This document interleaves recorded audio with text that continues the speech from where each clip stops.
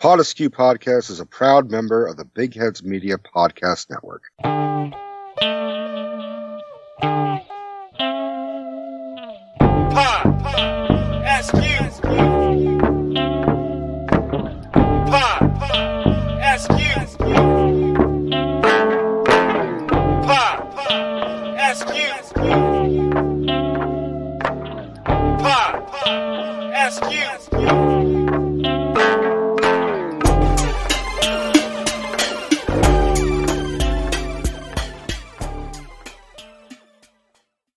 Welcome everyone to the PodAskew Podcast. I am Rico. With me as always is my hero life mate CJ. What's up, buddy? Shh. Do you hear that? Silence. What? No guests. It's a fucking miracle. When was the last time you and I talked to each other? Like, I love all our guests. We've had some great guests, but holy shit. I thought you were like, shh, silence. It wasn't good. There was no applause. That's why I. Well, I guess it kind of had that double meaning thing going. Yeah, you're right. Yeah, it wasn't very good. You're like, shh. Do you hear that?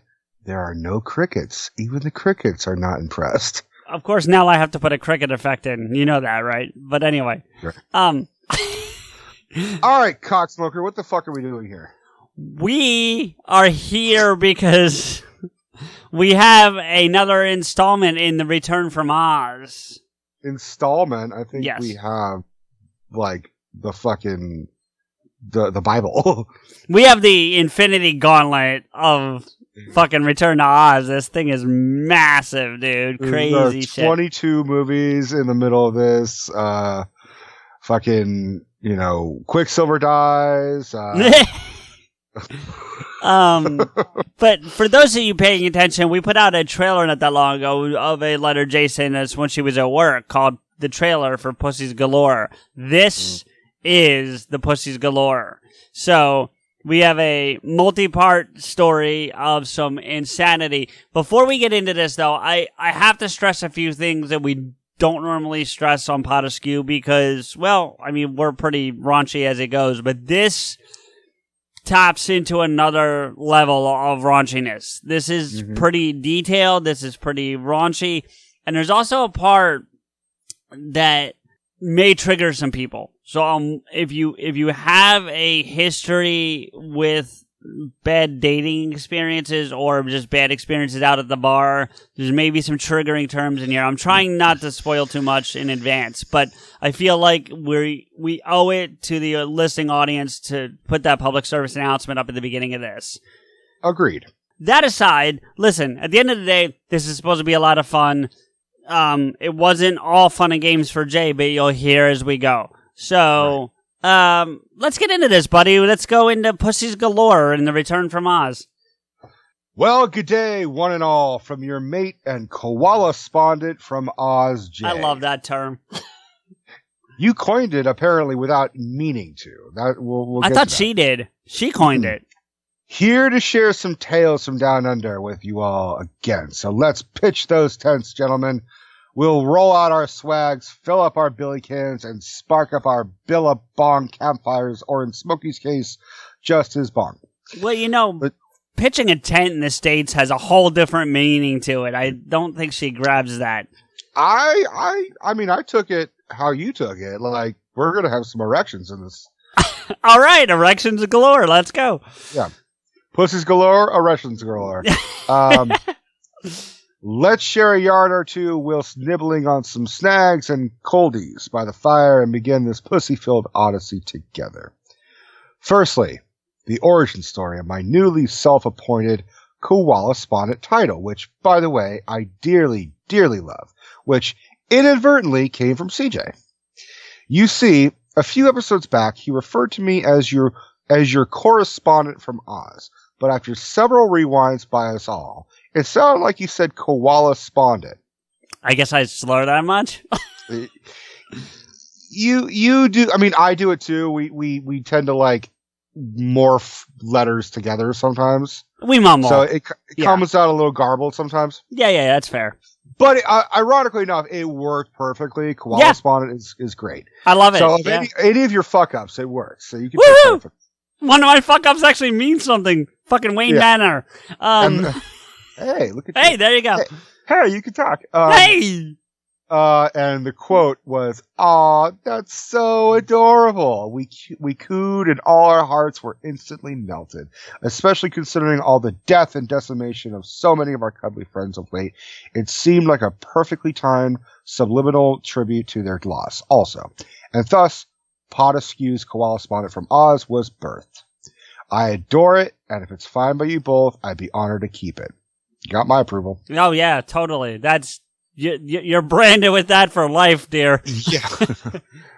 And speaking of our horrendous blazes, only 2 days ago, even after weeks of torrential flooded rains, the fires are finally out. Woo! Whilst there is still a lingering smoke haze over the city, we had Sydney's very first blue skies over the harbor all summer, and everyone heads straight to their local beach, that is. Both Cassie and Becca, as were we all, extremely touched and even became teary at your beautifully touching and comforting words to them in the aftermath of losing their home. Oh, yeah. Yeah. The laughter and entertainment you both provided brought desperately needed smiles to everyone's styles. Thank you, sirs, from us all. And as we journey further into this juicy, pussy-filled, because you want to say it's juicy pussy, but it's weird. You did accidentally say jizz. No, you accidentally said jizz at some point there. Yeah. This jizzy pissy tail. This jizzy pussy-filled tail. I like that better. All right. You'll hear how both you and CJ became my dynamic duo superheroes, even from half a world away. We're all eternally grateful to you both, and more importantly, to the dual queens of PodAskew, Steph and Debbie, for putting up with our shenanigans also. And whilst we're on the topic, I only wish to extend my sincerest apologies to them for corrupting their respective beau's show, their mouths, and worst of all, their minds. She clearly doesn't know us very well, does she? Clearly doesn't know our girls very well either. Yeah, right? With our filthy and deplorable behaviors of late, I promise you both myself and my friends are rarely this bad. Bullshit! Except maybe JoJo, that is, who I have dubbed Joe Joker. Me, Rico, not Joe. Right, yeah. I'm taking credit for that nickname. I thought you all may like an update on the progress and antics of our PodAskew's Pussy Party taking place in my yard. They are all thriving and growing faster, stronger, plumper, and every single day. Each afternoon I return from work, it has been a gift and delight getting to sit and bond with each of them as they devour their num-nums together. As always, Smokey's still the first one to dinner. His eyes. That's because he's high all the time. He's high as shit. That cat is smoking that catnip. His eyes are mesmerizing, and he just loves to play with his fuzzy toy snake. Yeah, I bet he does. Again, something I saw Smoke doing. I could see that. That wasn't. Yeah. Were there tassels involved? Probably. He's the comedian of the pack and never ceases to make us laugh with his playful rumbles with his brothers. And my soon-to-be forever baby, CJ. Woohoo! He's extremely so at least someone likes you. He's extremely confident and the cocky one of the bunch. CJ's become, over time, comfy enough to sit right next to me and even allow me the occasional neck scratch and cuddles. It breaks my heart not to flee inside CJ in my arms. But they're still quite little and relied on Steph for comfort and grooming. I'd hate to separate them just yet, but soon. CJ will be all mine. I cannot wait. And Rico, we never refer to him as the runt. We refer to him as our little Aussie battler, or our little legend. He stands outside my bedroom in the early dawn, meowing at the top of his voice, and only shuts up when I get out of bed, go over to the window and tell him, "Come on, Rico, all little legends need their beauty sleep." Of course, I'm the loud, annoying one, right? Yeah, right. It's funny because obviously she named these kind of randomly, except for Smokey because it's an all-black cat, right? But It seems like she hit them all perfectly in terms of character. The only thing that does not correlate with me and my namesake is I would not be waking up at dawn. That's true. That is true. I'd be like, fuck you all, let's go to bed! Yeah, but loud and obnoxious, that sounds about right. That's for sure. Only then does he settle down and returns for more grooming and cuddles from Steffi. That's definitely me. Yeah, that's definitely she you. truly has been a beautiful, nurturing, and caring mom to her little angels. I dearly love them all, and it's going to be so hard to say goodbye. In fact, some odd occurrences have taken place amongst the feline population at my place of late. It's almost as if there's some sort of scheme being concocted. Inside sources confirm there may be a global uprising for the overthrow of the human race and to gain world domination.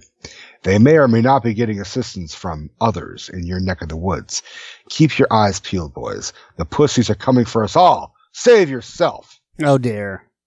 I don't know what she's talking about, but Dino's been tweeting unnaturally.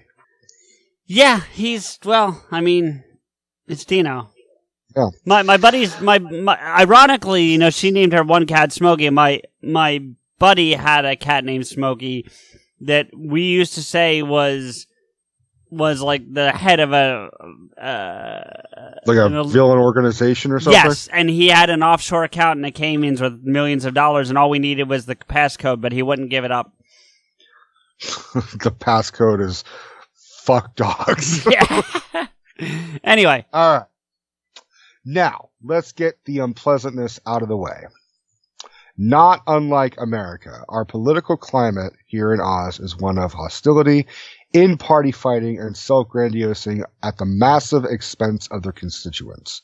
We have here some of the highest rates of taxation in the world, except, of course, on the corporate side of town, that is. Tax breaks all around for the rich, and the screwing over of us little guys at every single turn. But worst of all, our prime minister is an absolute disgrace to the majority of us. That's why they want Stephanie to run the place. Oh, wait. Just wait. But there's when more. I read this, I was like, oh, shit. Okay. There are very few sins one can commit here in Oz. We are tough as guts and can hack a beating. But the number one cardinal sin here is you never abandon a mate in a crisis. Yet, amidst the devastation and decimation of vast expanses of native bushland, animals, and even people, that cretin hops a plane and pisses off to Hawaii for a holiday. All whilst the entire country was burning down around us, subsequently leaving many emergency responses services and volunteer firefighters without a commander-in-chief to steer the vessel to safety through it, nor give authorizations that could only be done on the ground at a moment's notice. Many reports of delays caused by time differences and lack of coordination between differing branches, all caused by his absence, and slow down their response time to a crawl. That sounds familiar. Yeah, no shit. Leading to many more losses that were necessary. To add insult to injury, once he did return to a sea of disgust, he attempted to salvage his political ass by visiting the victims in the fire zones merely for the photo ops, and was roundly crucified by us all. Prior to the blazes, he was just inept. After them, he was loathed. And no, none of us are conservatives in the U.S. definition of things. Here in Oz, our two main party lines are Labor, red, and Liberals, blue. Labor originated and aligned themselves from the workers' union back in the day, but whenever they're in power, they send the country broke. Whereas Libs are more focused on the rich side of town and taking care of those rich fat cat corporates than fund hospitals and schools. So I guess liberal would be the closest thing to a conservative by their it sounds like it, but the labor union doesn't sound great either. Yeah, I gotta say, no wonder Oz is like on fire, or was on fire. Yeah. Here, a political stance is formed based upon a party's policies, as opposed to political loyalty to any one side. Our politics here have become more akin to a popularity contest as opposed to whom the best candidates are to run the country. Yeah, that sounds familiar. But every one of us is fed up with incompetent, on-the-fly policy decisions and subsequent failures on so many fronts. Thus, why we so desperately need Steph's wisdom, guidance, and kind heart. Down here to spare us any more of the stupidity and insanity. Please accept our Steph for PM nomination. We need you, Steph. Save us all, or to quote a classic, help us, Stephanie. You're our only hope. Steph, are you coming in? Are you moving to Oz? Because, I see her over there. I don't think so. No? Okay. All right, and then she disappeared for a second. Okay, so now, where was I? Oh, well, anyone who's ever worked in the customer service industry like you and I do will tell you, after a while, we tend to know what our customers are looking for before they even request it. Yep. Sometimes, and if you're really good at your job, you know even before they know what it is they need or want. Very true. You almost gain a sort of sixth sense about it after a while. What'd you say? I said very true. I spent some time in retail, and I had regular customers who come in, and I know what they were coming in for generally. Yeah. So walked in, you're like, all right, you need a blowjob and a pack of cigarettes. In which order? No, but okay. Oh, I thought you were a hooker. No. Oh, okay. You're a hooker. It's gonna be one of these recordings, is it? What they'd like, what style, color, etc. But never in my life have I seen someone so good at their job they could select something for someone they've never actually met. But Rico, you did just that very thing when you mentioned Muriel's wedding. For both Jody and I, it was quite a super scary psychic phenomena that occurred, and it gave us both the willies. When did you bring up Muriel's wedding? We were talking about, recommendations and movies and shit. We were talking about, I brought up Muriel's wedding. It was when we were talking about, you made fun of me for, you love ABBA and you know it. Oh, well, you do, but yeah. No, I mean, fuck off. We just stared silently across the room at one another, even whilst you were explaining it. How, of all the films on the goddamn planet, did you possibly select the film that Jody and I saw together mere months before we left home? Oh, wow. Dude, I'm very good at my job, apparently. Apparently. It was the very film that got us through our nightmarish flight from home ordeal we experienced so young, only having each other to rely on. Jody loved being referred to as my very first kitten. She agreed. You see, Muriel's father, played by Bill Hunter, is a carbon copy of my mother. Or to quote my grandmother, she's nice to everyone except her family. Hero worshipped at the bar, but we unfortunately only ever got the real her. That film gave both Jody and I courage to do what we really needed, and the faith and hope that we too would be okay in the end. Now I feel like I need to go watch that movie, because I've never seen it. It's a great movie. It's Toni Collette. It's like, I'll watch Toni Collette in anything. Is that how it came up? We were talking about, because I remember there was an episode where we talked about Toni Collette. Could that be how it came up? Probably. Okay. Anyway.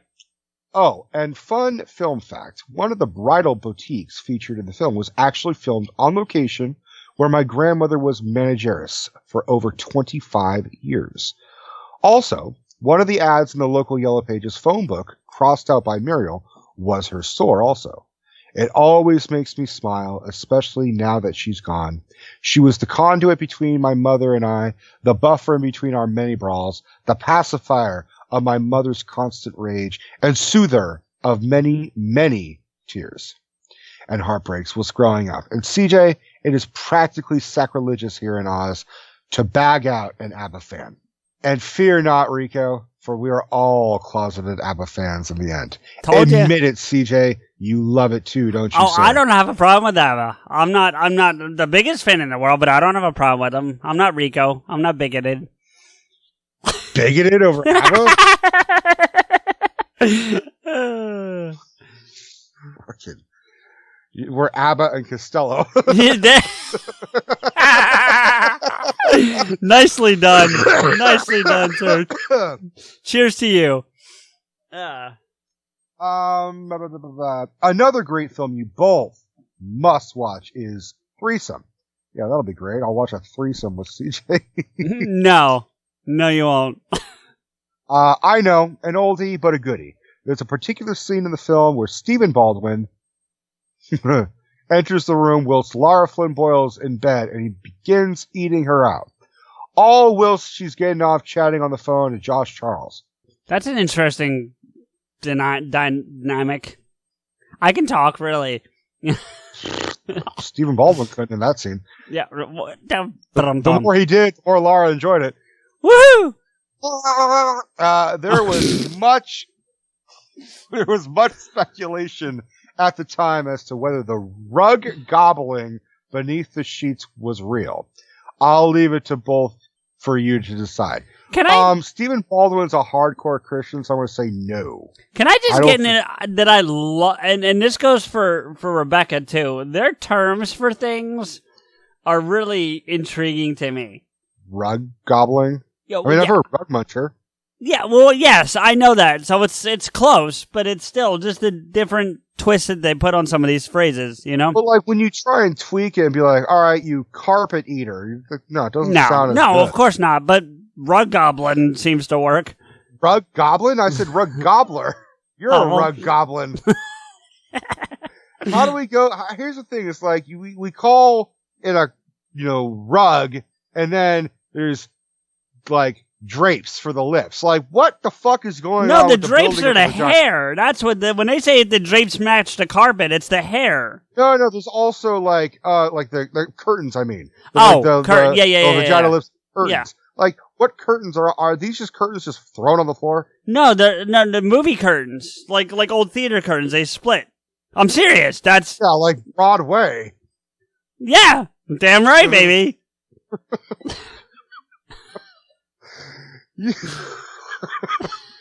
That'll be the only time I'll ever go to Broadway is that one man show with Woohoo! Me.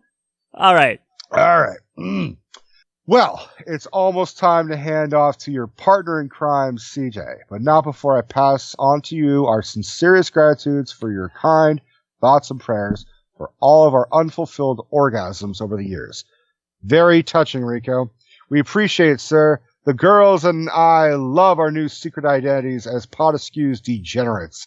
And your PSA health warning regarding the sharing of cookies and not vibrators must become a t-shirt, and your wise words shared throughout the world, Rico.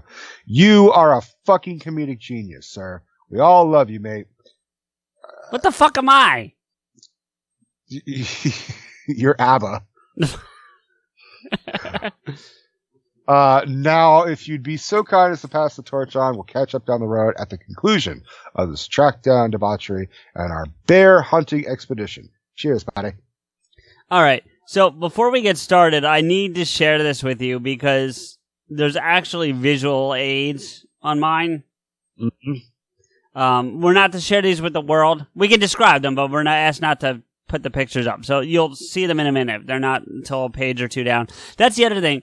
Normally I don't share this kind of information, but I have to. And Jay, I say this with the utmost amount of love as I can say it.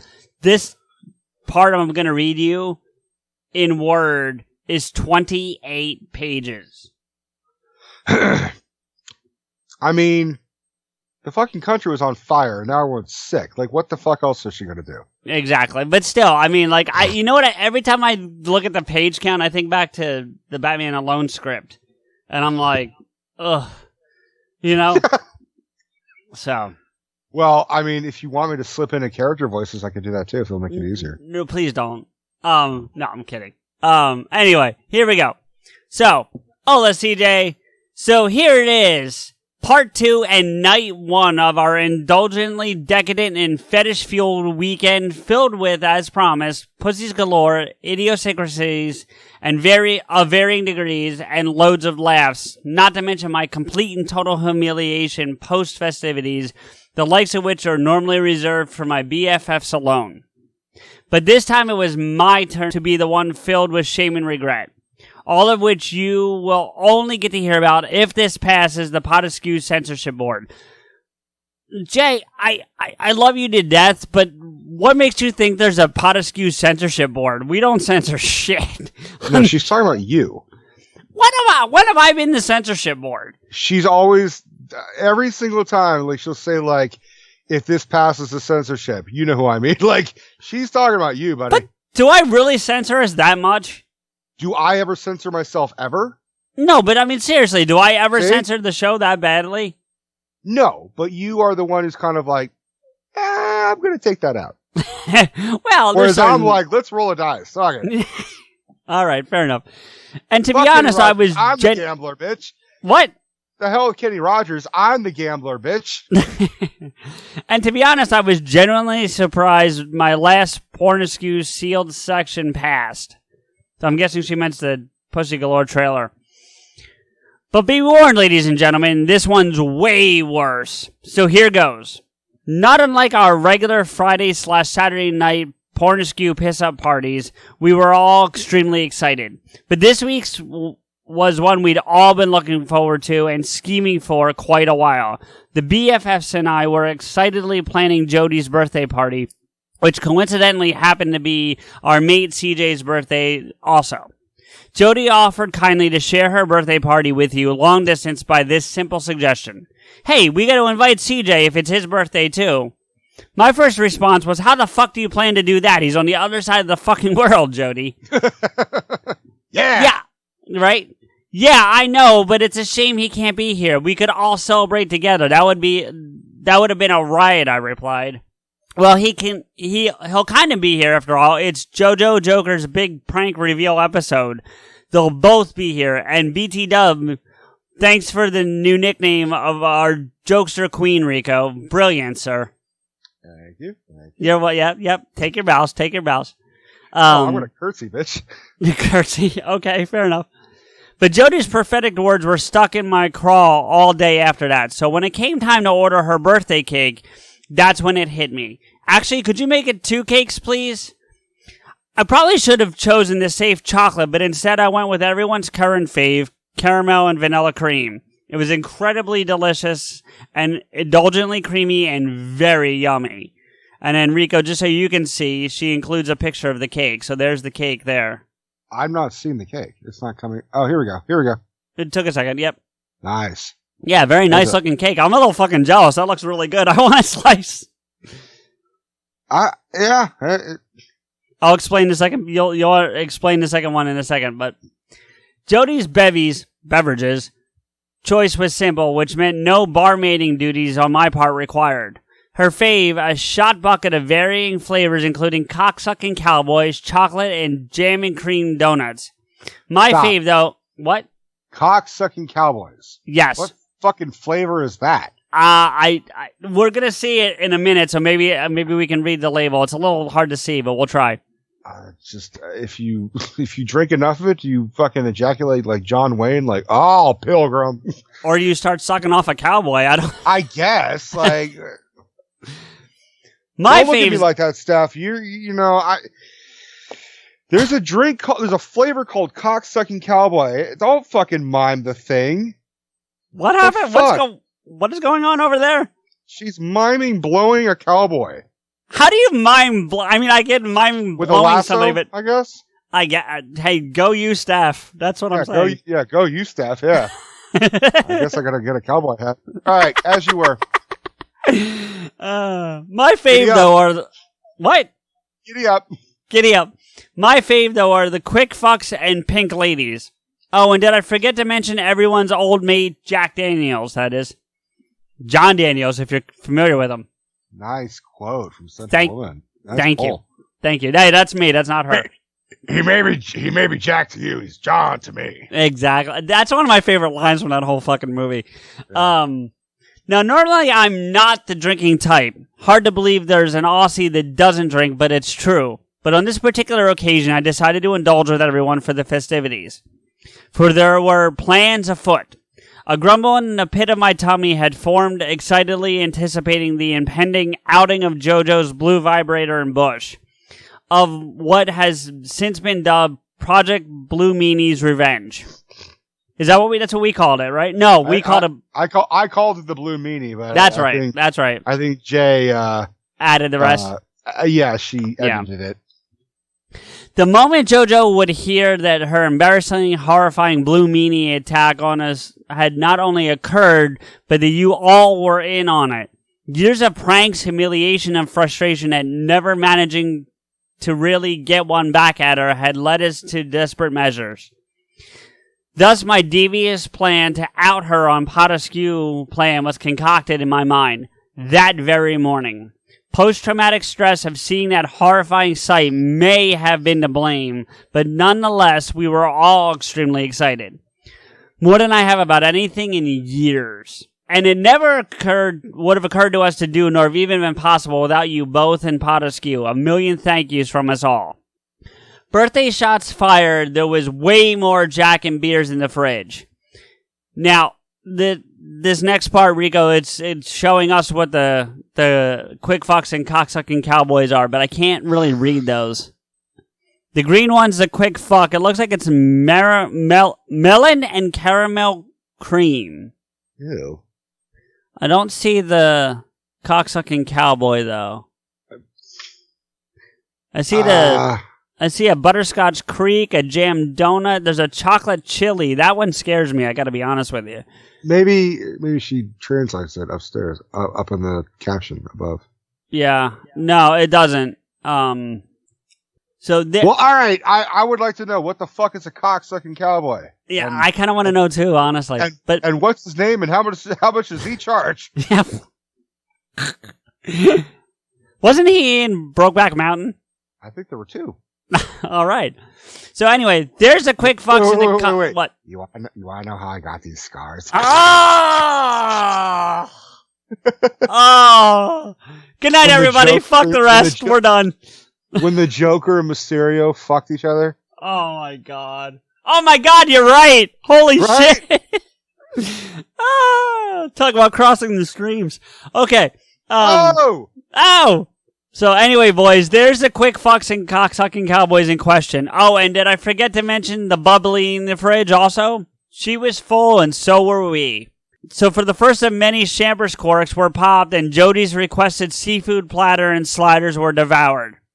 Cassie and Becca were still down south mopping up post-fires, and thanks to the recent unseasonal torrential rain we've had here lately, now some minor flooding cleanup was required also. So that's great. So they clean up the fires, and now there's a fucking flood. Like, Jesus Christ. Yeah. But even they were as excited as we were for what was to come. The prank to beat them all. Releasing her blue meanie for the whole world to see. Well, for those who fortunate and smart enough to listen to PodAskew, that is. I don't know if you got to be that smart to listen to PodAskew. I'm just saying. I think if you listen to PodAskew, you're very unfortunate. Probably. We all Maybe just that's why I have so many fucked up nightmares. Right? We all just stared across the table at one another whilst we ate. Knowing glances, giggles, winks, and nudges filled our dinner, all whilst JoJo was oblivious to any of it. As usual, she took center stage, telling us of tales of what lengths she had gone to get her new, quite obviously blind and directionally challenged new beau to find her hidden treasures in her sea of blue in her basement. I gotta, first off, that was well written. That sentence right there. Yeah. Like, even still, it's like, motherfucker, it's a doorbell. Like, ding! Like, you find the fucking thing, and some guys just don't know when to turn it off. Like, you find the fucking doorbell, and then the curtains open, and then it's like Broadway. It's like Broadway, baby. Yeah. Those, she's even been forced to resort to borrowing some of Yaya's whips and punishment-inflicting equipment from her 50 Shades secret dungeon room at her house. Again, good call, Rico. It is Yaya and her husband that partake in that particular fetish of bondages and humiliation. In her words, at least now I don't have to tell him to do things twice. He just obeys or else. And that's why she's known as Yaya, because no one says no to her. No, she's not the one with the long name, Yadranka? Yeah, I know. Yeah, okay. Yeah. You are, but that's beside the point. Anyway. No! Hey, everybody, it's Ray Romano. No! You just never know what goes on behind closed dungeon doors of suburbia here in Oz these days. So after much preparation and excited planning, the moment had finally come. We all took our usual positions, huddled around my phone, drinks in hand as the episode began to play, and our collective excitement was fever-pitched. I gotta stop here for a second. They're listening to PodAskew on the speakers on on Jay's phone, like, we got to get you a new setup, something better. I mean, I don't know. You put me on a spot. Bitch, How did I put you on the spot? How are we supposed to do that? No, I'm just saying she's got to. We'll at least give her some suggestions for fuck's sake. I'm not saying we buy it. We're broke as shit. She could look at her phone, go to Google, and type in speakers. Well, there's that too. All right, you know what? Fuck you. I'm trying to help our friend here. Fuck you do, buddy. Drinks were flowing and humongous laughs were had by one and all. It was then our international celebrity special guest arrived to help us celebrate. None other than CJ via DMs, who just happened to hit me up right at the perfect moment. In a weird way, you were also able to share in all our fun and hear details of the exact moments of this evil plot of ours that was exposed to the only oblivious one in the room, the Joe Joker herself. She's loving that nickname for her, isn't she? That's great. I'm glad I came up with it. Yeah, right? She just has to dye the bush green. Yeah, the bush has got to, or purple. Purple would be work. Purple or green, and she could call, and then when she climaxes, she could call it her pudding. Oh, shit. Well, we don't know. She might enjoy this pudding. She might be a squirter. Anyway, moving on.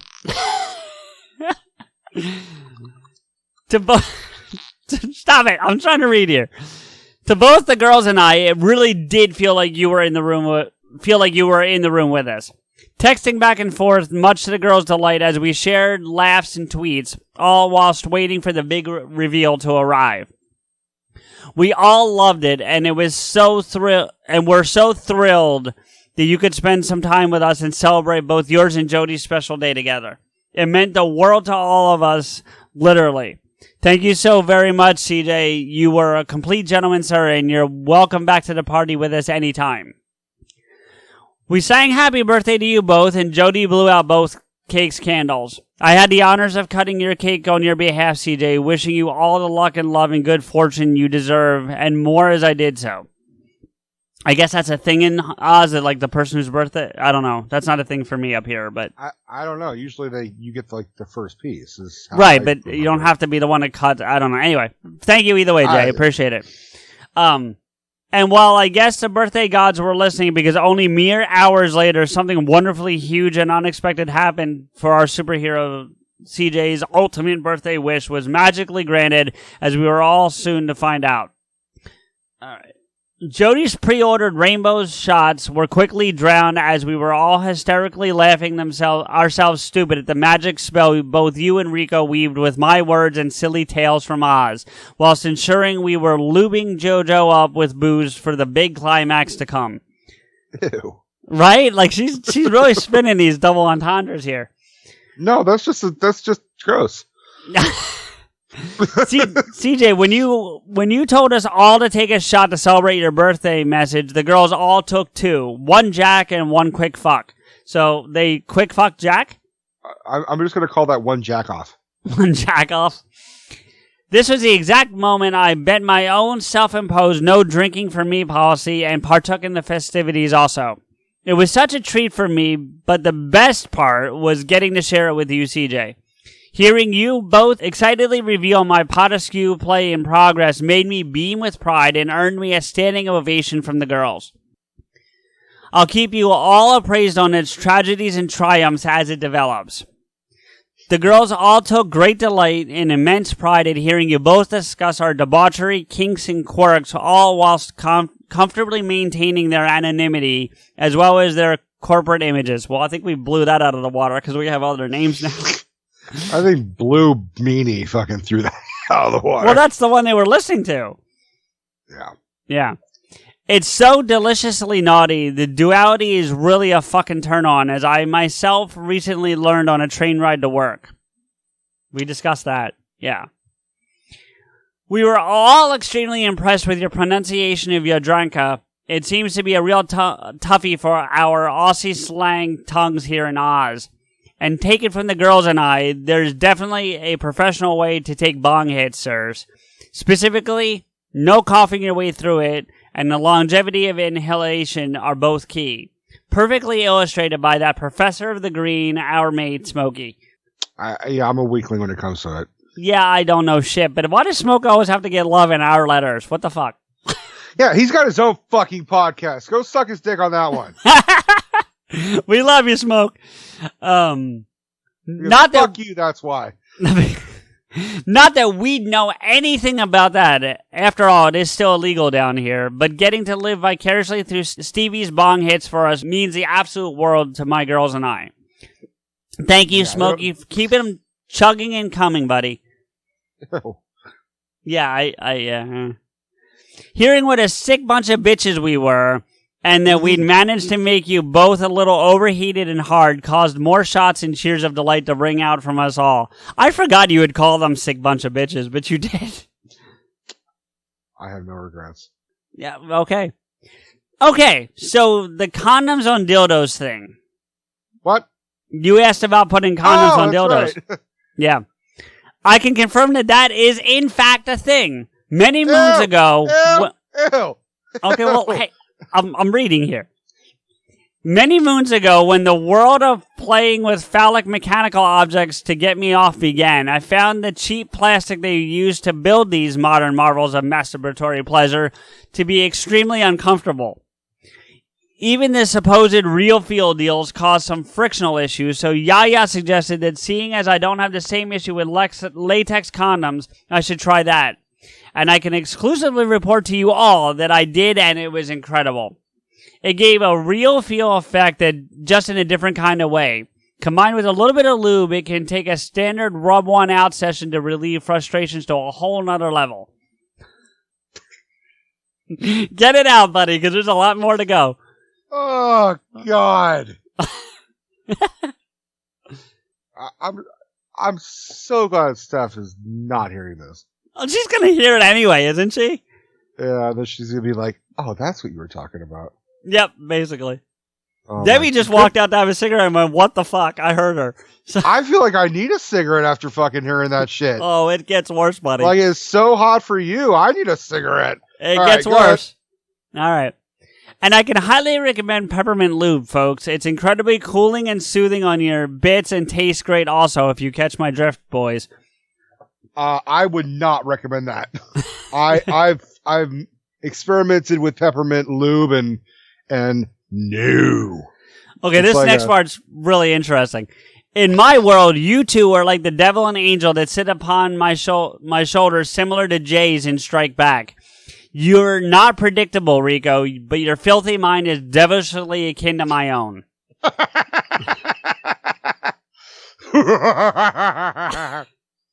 And CJ, dark side. That's the best Emperor you've done yet. Thanks. As we've discussed. Why don't you do an impression of an angel? It's not my regular voice. Oh, fuck. If that were the case, I'm definitely going to hell. Just out of pure choice. Choice, fuck you. I'd be like, fuck that, where's the devil? And CJ are a good angel calling you out on all your terrible behaviors. We love it, sirs. Don't ever stop, either one of you. You know, he is not as fucking sinless as you think, guys. Oh, perfect fucking angel, motherfucker. You are a lapsed Catholic. You automatically lose. Oh, who cares? I'm going to hell anyways. You have the choice to stay being a Catholic, like a good old angel. I just rented a room with you. I said you're a good Catholic. You're like, I'm just going to rent the room. Like, that's weird. Okay. The moment we were all waiting for, the final piece of our evil scheme and retribution for the many moments of embarrassment, humiliation, and practical jokes she's whipped at us throughout the years. Each one... I want to know what these jokes were. I want to know what she pulled. I'm kind of curious myself, but each one of them ending with her in hysterics. She may very well have had the greatest laugh of us all, but much to our constant annoyance, it's usually at our expense and not with us. Like the time we were all forced to make our way home from North Sydney Pool in nothing but our wet bikinis and swimmers, no towels, shoes, clothes, or nothing.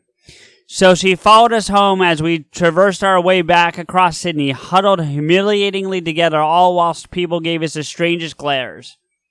We even received a round of applause by other passengers as we climbed aboard the train at the Circular Quay station, all witnessed and masterminded on a whim by her. JoJo may not ever shit on our heads, but shit has been used as a weapon of mass discussion in the past. But I think those are even too gross for you on air for such a classy show as PodAskew. She did put classy show in quotes, so I don't know that she's being serious about that one. I don't know whether to be honored or that she's looking out for us or insulted. I just think she's on par. Yeah. I'm just wrapping my head around the fact that shat in our heads. Yeah, I am a little curious about that one myself, honestly. What? You got like, instead of Big Bird, you got Big Bush. We all leaned closer as our liberally concocted scheme was revealed by you, CJ. Mouth agape, she stared intently and listened as her morning glory-filled shame was revealed to one and all. JoJo had zero recollection of any of it. He's mine? I really said that? Yes, we all screamed in unison. She was clueless. It was hilarious. I'm with you, Rico. The vibrations from that giant blue nightmare would have made me physically ill in between my titties also. But JoJo later explained that because I got big old falsies to absorb the impact, you and Rico have all naturals. Of course you'd feel more of it. That is a really roundabout way of saying she's got implants. No, that's straight out saying she has them. But like, you have to like, just, you're like, what the? Oh. Well, I mean, good for you. Doesn't affect me. Yeah, right? You're never going to put a giant veiny dildo between your titties, are you? Today? Moving on. She also later revealed to us that she thinks it's fucking hot as hell that two guys from America are so curious and remotely interested in her varying shades of vag and snatch patch shades. Because, like, I've never heard of a fucking, like, mood ring that's like a ring, like a vagina. You know what I mean? Like, usually when you say, oh, that pussy's green, that means it's a rotten pussy. Yeah, yeah. You know, I've heard of blue balls, but this is ridiculous. She revealed in hearing you both discussing her Smurfette mohawk, and instead of the humiliation we were all hoping for, she took great pride and laughed hysterically throughout it all. You know she whipped that shit out in the middle of all this. She was I don't know. Scared, like, y'all want to see it? Well, we heard in the trailer it's now purple, if you recall. It's hard to keep track. Now she's got Grimace's vagina. Yeah, right? She's got a Thanos. I don't even know where to go from there. I'm just going to go back to the story. Until the final reveal, the Pussy Pack's fancy new bedding of Jodie's former lovely silk sheets now handed from one pussy down to other pussies. And that's where she lost it completely. Never before had we seen her laugh so hard at you both and herself. None of us have laughed that much, well, ever. It was an Except amazing... for the cats, they're pissed off. Right? The cat, that is animal abuse, by the way. You clean that sheet now. The cats and the outside cats or the inside cat? The outside cats. You fucking give our namesake some clean goddamn bedding. Fuck yeah. It was an amazing moment and the night that we will treasure forever. It was then that I noticed a cheeky, shifty look form on JoJo's face in amidst all of the laughter directed straight towards me. I know someone who's in big shit for this one, Jay. Me. No. Me and you. No. Somehow we're going to get in trouble. Somehow we're going to catch some fucking shrapnel. Well, I guess we might. But anyway, you're so going to get it, you bitch. And on a fucking podcast for all of time. This episode's never going away, just so you guys know. Yeah. She began to give me a premeditative slow clap as the wheels in her JoJo Jokester mind began to fire up. I became extremely nervous at that very moment. See, when I read that the first time, because I did peruse this one time just to, edit some stuff or whatever, and not even edit things out, but just like make it easier to read, I immediately thought of Jess from... Same here. Just... Good for you. Yeah, I miss Jess. We got to get her back on the show. But apparently in England and I guess in Australia, it's actually like a high praise. Like, I think Rebecca told us that. Guess. Like, a slow clap is actually like a really high compliment. Which is weird because you fuckers are sarcastic as fuck too. As you were. All right, let's get back to this. I later referred to our evil plot as a preemptive strike for what she had in store for me the following night. A night I would soon never forget, will mostly not forget. Things became even more sloppier as the evening progressed. Post-Meanie exposure, the Pornhub request came not long after. Because of course they go back to Pornhub, because... I thought we were steamy enough as it was. All right. Right! I guess we're not good enough anymore? I don't know. I think we're both taken, that's why. That might be it. We're taken like Liam Neeson's cock. Moving on. So I selected Fumes Askew episode because this caused a scuffle in itself. I explained that this was an audio and a video, but a split down the center formed. JoJo says, "Can't we just do them both?" Sent laughter through the drunken mob again, and it was decided that we'd listen to it tonight and watch it tomorrow. Although the girls were excited to see you both, most of them could barely even see the screen at this point, and some were actually becoming nauseated at the graphics of the video game. That's fair. That's fair. I've drank and gotten a little nauseated playing games, so I get that. Mm-hmm. So we decided to deep dive Smokey's tips of soft and nubile and see if anything there tickled our fancies. But it wasn't long before we were all stumbled across sensual sex. Finally, something that spoke to us women and a lot less weird. Hold on, I feel like I missed a page. Nope, okay. But it wasn't long after we all stumbled across sensual sex. Finally, something that kind of spoke to us women and a lot less weird. Not long after this, in the wee hours of the morning, a certain TikTok video went up on Twitter. Now, I don't wish to out those involved in it here, but suffice to say it was way sexier than anything we'd ever seen on Pornhub, yet there was no nudity or sex involved. Just two people who obviously loved and cared for one another playing games. She didn't want to out, but I know who it is, so I contacted these individuals and asked if it was okay if I mentioned it. And it's Smokey and his love of Raspberry. They did a TikTok video. And I haven't seen it, but apparently it's the most racy one that she's put out yet, because it's technically going out on her account. I did watch it. I'm like, ooh. Okay, so you've seen it. You know what she's talking about, meaning Jay. The sharing of just that snippet online sent the girls into an absolute frenzy. The subject of submission and domination in the bedroom Olympic Games sparked a conversation and chain reaction of events that would take me somewhere the following evening I never in my wildest dreams thought I'd end up. And I loved every minute of it. A real eye-opener, not some fake shit found on Pornhub. The next morning I awoke and seeing as I had only had my 2 shots earlier in the evening, I'd managed to avoid the dreaded hangover that the others were suffering. So I got up and began cleaning up from the chaos from the previous evening. Parties are great. Cleanups the next day suck. Agreed, yes. So I decided to go over where I check in each morning, Twitter.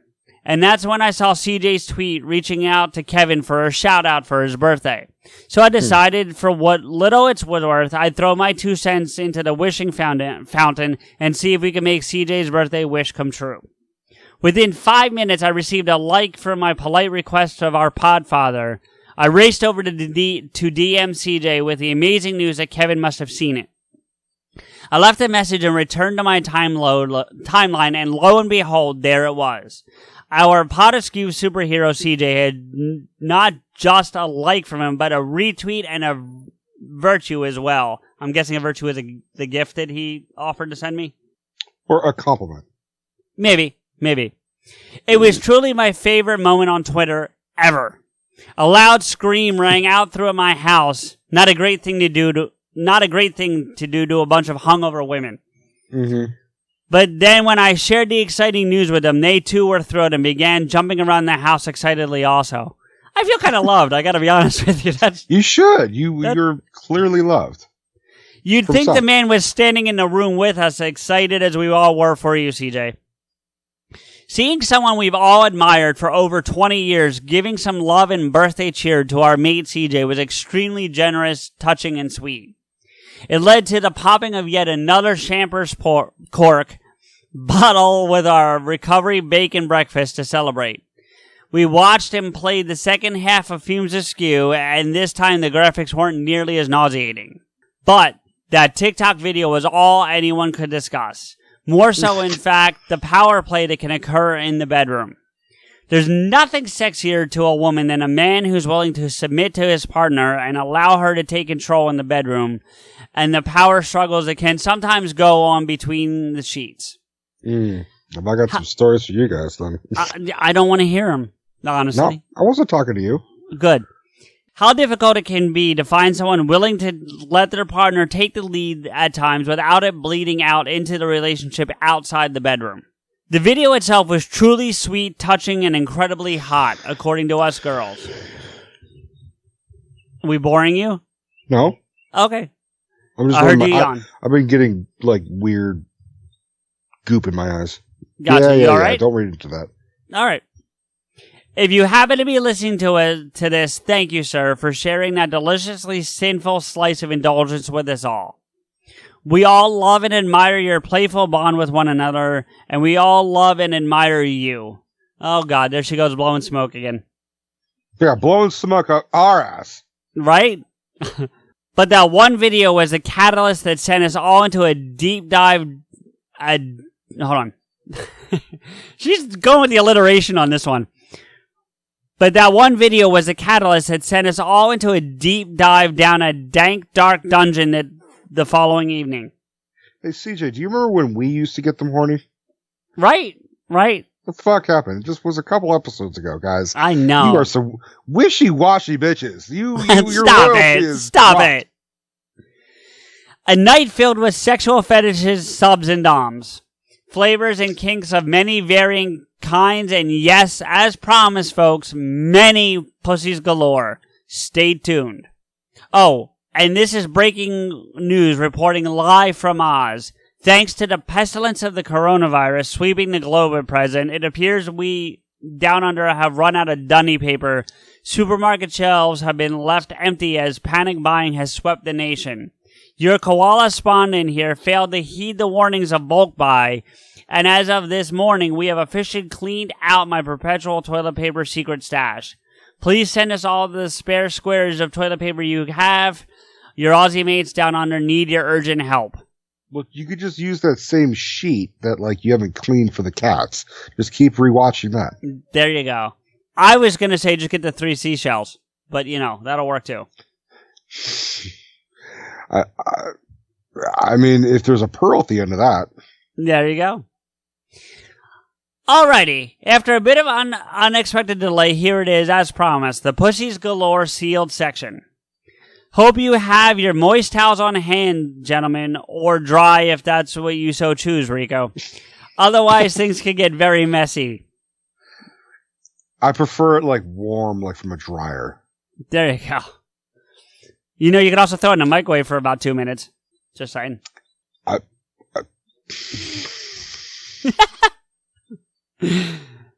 I was on such an incredible high that morning. We had all had an absolute blast the night before. Reboot was finally coming to Oz, and thanks to CJ's link you sent me, I had scored some tickets to see it. Not to mention our euphoria from CJ's birthday miracle gift from Kevin, which I guess in part contributed to me making one of the strangest and most out-of-character decisions of my entire life. After an evening of PodAskew combined with all that sub-doms chatter, we were all pretty excited, G'd up and liquored up. Whilst I was quite content to stay home and keep the PodAskew party going, both Jojo and Yaya had other more sinister plans in mind. Hey, who wants to go to that party I heard about in the Cross tonight? Jojo yells, completely out of the blue. The Cross? As in King's Cross? What the fuck for? I chuckled at her invitation, thinking it was merely another random brain fart of JoJo's. A cheeky grin formed on her face as she replied, the very reason right there is why. To score a fuck for you, you need a good root, Jay. Bad. I concur. Okay. I may very well need a good root, JoJo, but I'm certainly not going to find one in the cross. JoJo says, Yaya and I want to go to a kinky kitten party at a BDSM club, and I heard about it. Sounds like a riot. Come on, Jay, it'll be fun. Stunned and mouth still agape, I replied, there's no way I'm going to any BDSM club, let alone one being held in King's Cross Club.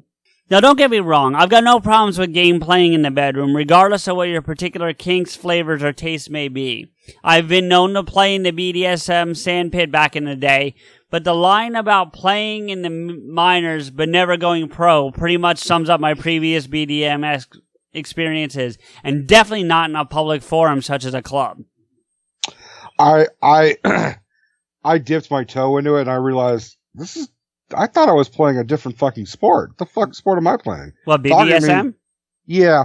I dated a girl who was always into it and like wanted to be dominant and I was, the thing about it that I've always given her shit about it, like in a made-up conversation I had with her, is it was really about trust, and she didn't earn the trust for me to be okay with her doing it. But it was her birthday one time, and I said okay, and I put on not like an outfit, but I had like a collar and a leash, and she was whipping me. She also was like not at all giving a fuck about my comfort. Right. It was all about her, and you gotta like tiptoe into that. You gotta find a neutral ground for both people. And then she took photos of it, of me, and then I was like, look, like I'm fine with you having the photos, but like please don't ever post this on your, what was it, her Tickled or her Tumblr or whatever the fuck she was doing. And she said, I won't. And then we broke up. And she did. And she had put them on there. But she had put them on there when we were still together. I just never went on her thing. And I was like, reminiscing. I went on her Tumblr to see, how she's been doing. And they were all there. Like, all of them. And then I fucking hit her up and I'm like, how fucking dare you? She's like, well, we're not together anymore. I'm like, that's still a clear fucking violation. For real, yeah. And then she took them down and then made a post saying he saw them and got mad at me. So I had to take them down. Like, bitch, you were just, no wonder I fucking left your ass. Like, right. Seriously. So, for those curious, there may be photos of me floating around the internet. Yeah. You know they're going to go try to find them now. You know that, right? You will never find them. In a million years, you'll never find them. I'm not. I said they are. I said... No, you, the proverbial you, will never find them. Okay. I continued to attempt to talk them out of this ridiculous proposition with possible alternatives of party plans, but they were adamant. They wanted Strange for the evening's festivities. I decided to share and discuss the matter with a mate who advised me to expand my mind and even #why notted me. The final clincher that inevitably sold me into this devious plan was that life really is short. When was I ever going to experience anything like this ever again? So after much harassment, come on, Jays, don't be such a party pooper, and what are you afraid of? You may actually have stacks of fun, or even better, score a root. I finally caved to much applause and already drunken woohoos. I decided I would get into the spirit of the evening and made my first bad decision. I decided to wear one of my short leather skirts from back in the day and my sexy red silk blouse. That's a dressy shirt for you boys. Okay, are we that fucking stupid? Like, seriously. We have girlfriends. Like, we know this shit. She does have a bunch of, like, smiley face and winky emojis. Like, she's not, yeah. I did think of, like, a great way of just saying, like, oh, I got laid last night. Saying, oh, I had a root canal. Yeah. Ow! Okay. I couldn't quite figure out what it was that was fueling this inner burning urge of curiosity I was beginning to feel. For what I didn't tell the girls at the time, I was becoming more and more excited about the prospect of uncharted territory that I was about to enter into. What I was what I was to see or perhaps even experience. We were halfway there when Yaya and Jojo announced, much to my Abba and Costello? Abba and Costello.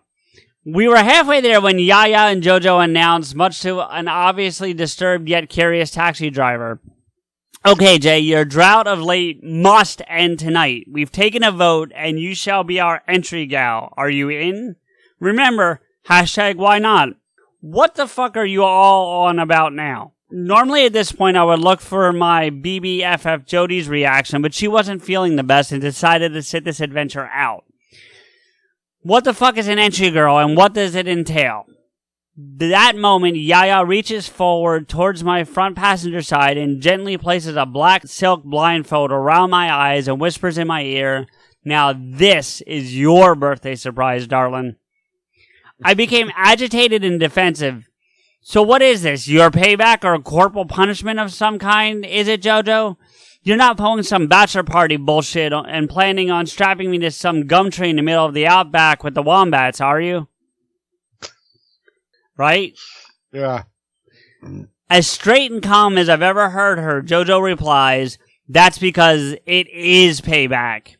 Fine, whatever. I just have one rule. Nobody takes my phone from my hands. That way I can bail anytime she gets too weird or goes south. How much more south can you get? It's fucking Australia. What, are you going to go to Antarctica, Jay? I mean, what the fuck? Nicely done. Thank you. The nervous rumble in my tummy was growing as we kept approaching, mostly because I really wasn't certain where exactly I would end up. What did my former BFFs really have in store for my revenge plot? What seedy horrors awaited me at the end of this journey into debauchery? All these thoughts and more were racing through my head and causing my heart to race frantically in nervous fear. Especially once Yaya reached forward, grabbing my hands and wrists rather forcefully. Oh, and you'll be needing these to gain entry as well. Handcuffs? Yaya, really? You guys are just fucking with me now, aren't you? Just like anyone in a hostage situation, I began reasoning and pleading with my captors. Look, I'm really, really sorry we played that prank on you, Darl, but they were all in on it too. Tell her, Yaya, please. Jojo, with zero interest in forgiveness and completely hell-bent on seeing her filthy retribution scheme come to fruition, says excitedly, "Ooh, begging. I like that a lot. You'll be doing loads of begging tonight, Jay. I promise you that." I would have just gotten the fuck out, if I'm being honest. I think she was already handcuffed. Well, it was maybe. Once we arrived at the club, I was hesitant to get out of the sanctuary of the cab until the driver creepily says to us, "Have fun, pretty girls. Don't get in too much mischief out there." Right? Jojo responds, "We always do." The laughter temporarily broke the tension, but it wasn't long before that attention was back onto their entry girl. I tried in vain to back away from them, but being handcuffed and blindfolded, how far was I really going to get on my own without the key? Okay, Jay, so now there's some stairs we're going to have to lead you down into the dungeon. The dungeon? I thought you said this was a club. Again, I began to wriggle and worm my way out of their grip, much to no avail. Jojo goes, "It is a club, but it's also a dungeon. You'll see soon enough." Guys, again, what? Go ahead. Now she's blindfolded. Well, yeah, you've read ahead without seeing it, which is funny. Guys, again, I'm blindfolded. I can't see shit. Yep. Great minds think alike, motherfucker. I was having difficulty placing my faith and trust in my captors to get me down to what seemed like 40 or 50 stairs. I can't imagine why. Right? Jesus. Meanwhile, picturing in my mind being dragged precariously down into something akin to the fiery pits of hell I heard so much about, if you believe in that sort of thing. My other senses seemed to kick in and come alive, overcompensating for my lack of vision. The smell of sweat, booze, and, well, sex filling both my nostrils and my senses was unmistakable. Even from the stairwell, I was beginning to feel like an excited virgin on prom night. Yeah. Right? She took this a whole, 180 in, 2 sentences. It's crazy. Yeah. But I was terrified, but I was really into it. The fuck? Make up your mind. Right? But I certainly didn't want my girls to know that. That was my little secret. The moment we reached... What's that? Now it's out. Yeah, right. The moment we reached the bottom, a strange, unfamiliar pair of hands took hold of my cuffed wrists. They were quite obviously male because they were much larger and way hairier. Ew. I mean, it could be a chick. You don't know. Right? He reeked of PVC and lube. Suddenly, his were the only hands I could feel. PVC? Like pipes? Well, that fake leather stuff, I think, is PVC. Oh, okay. Yeah. G'day, sweetheart. Welcome to my dungeon. I've heard you've been a very bad girl of late. Your girlfriends here decided you needed to be punished. Now, I'm not really sure why, but I began to genuinely tremble in terror. What'd you say, bud? That's not a great introduction, for Christ's sake. Right? I mean, seriously, that's kind of scary. Like, look, all things considered, like, your friends would never do this to you, like, put you in a place to be, like, they're not going to be like, all right, we're going to bring you to hell. Like, this is our Friday night, you know. You got to trust your friends, and your friends would never put any harm to you. But at the same time, they're not exactly reassuring the motherfucker either. Right? I mean, seriously. Like, if we went to Australia, CJ. Yeah. And they were like, oh, we got a place to take you. We're going to handcuff you and hog tie you and all this shit. I'd be like, you are high as fuck if you think you're putting anything on me. Well, that's different, though. She's grown up with these girls. We'd be meeting for the first time. But I'm just saying, like, whether you know them for years or where you just meet them, you're like, to have someone else, a stranger, grab your wrist and be like, you know, you've been a bad girl. Like, you're like, you are not my dad. You are not putting me in a fucking timeout. I'm in the fuck out of here. Like, right. I don't know who the fuck is touching me, but I will punch you in the face. All right, well, let's get to her reaction, because there's much more to go here. Now, I'm not really sure why, but I began to genuinely tremble in terror. No shit. Right? You got an 8-foot fucking hairy dude grabbing you. Well, how do you know he's 8 feet? Because she's blindfolded. He might as well be 8 feet. Doesn't matter. He's 4'11". You can bitch slap that kid with a toe. There you go. Whether it was instinctual, a side effect of this now perpetual darkness beneath the scarf or the fact that I could no longer sense my girls nearby, I began to panically call out to them. You'll be all right, Jay, they responded. We'll just be at the bar having a cocktail or 3, but don't worry, we'll keep an eye on you, darling. Occasionally. Yeah, when they're fucking seeing double, they're like, I see her. You're looking at the wall, bitch. Oh, okay, I see her. Which one is she? She's the one in the middle. The laughter now becoming distant and drowned out by the loud music, which seemed to fill and almost overwhelm my now oversensitive eardrums. The beats, together with fear, began to fill my entire body. The smell of whiskey on his pungent, fiery breath hit me as he came up behind me even closer and slipped his arm unnervingly around my waist. Now that we're alone, my name is Dungeon Master Brett. You may only call me that once you've earned the right to. Here's Ranger Rick. There's Dungeon Master Brett. Oh, dude, like I said, I perused this. That's why I put the PSA at the beginning of this. Look at the big balls on Brett. Nice. Nicely done. There was a gimp in that movie, too. Anyway. Yeah. For now... Forrest Gimp. For now, you will only refer to me as an answer, yes, Dungeon Master. As of now, you are only known as Slave Girl.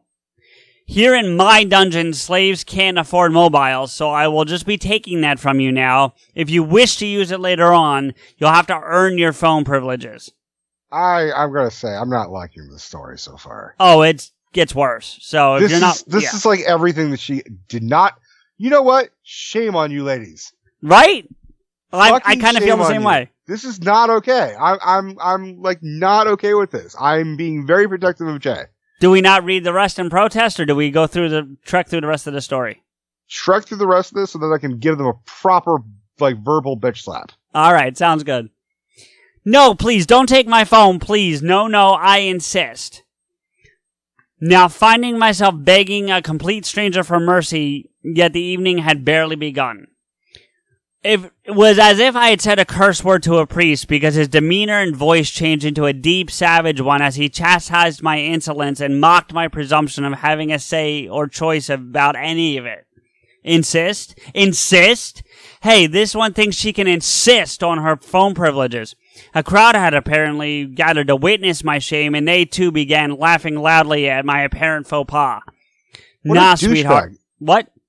What a douchebag. Well, no, he's playing a character, so... Yeah, is he the Prime Minister of Australia? I guess so. Yeah. All right. Nah, sweetheart, you gotta earn them.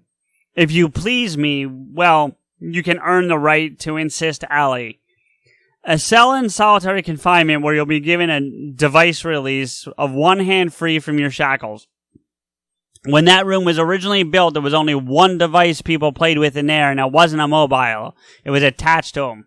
Ew. Right? That way you can send pretty pictures of your time as a slave here. Now, at this time, we're being forced by the Geneva Convention on Slavery to ask you if you'll be requiring a hearty ale or beverage.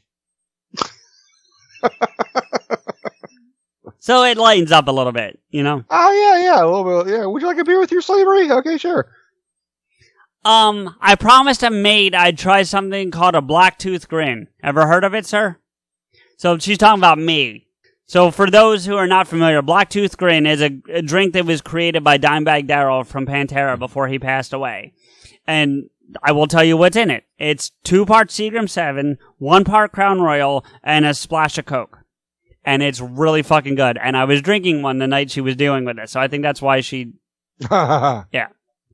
Thanks, CJ. He seemed very impressed by my choice. Oh, I like this one. Good tasting grog and knows how to respect master by addressing me as sir.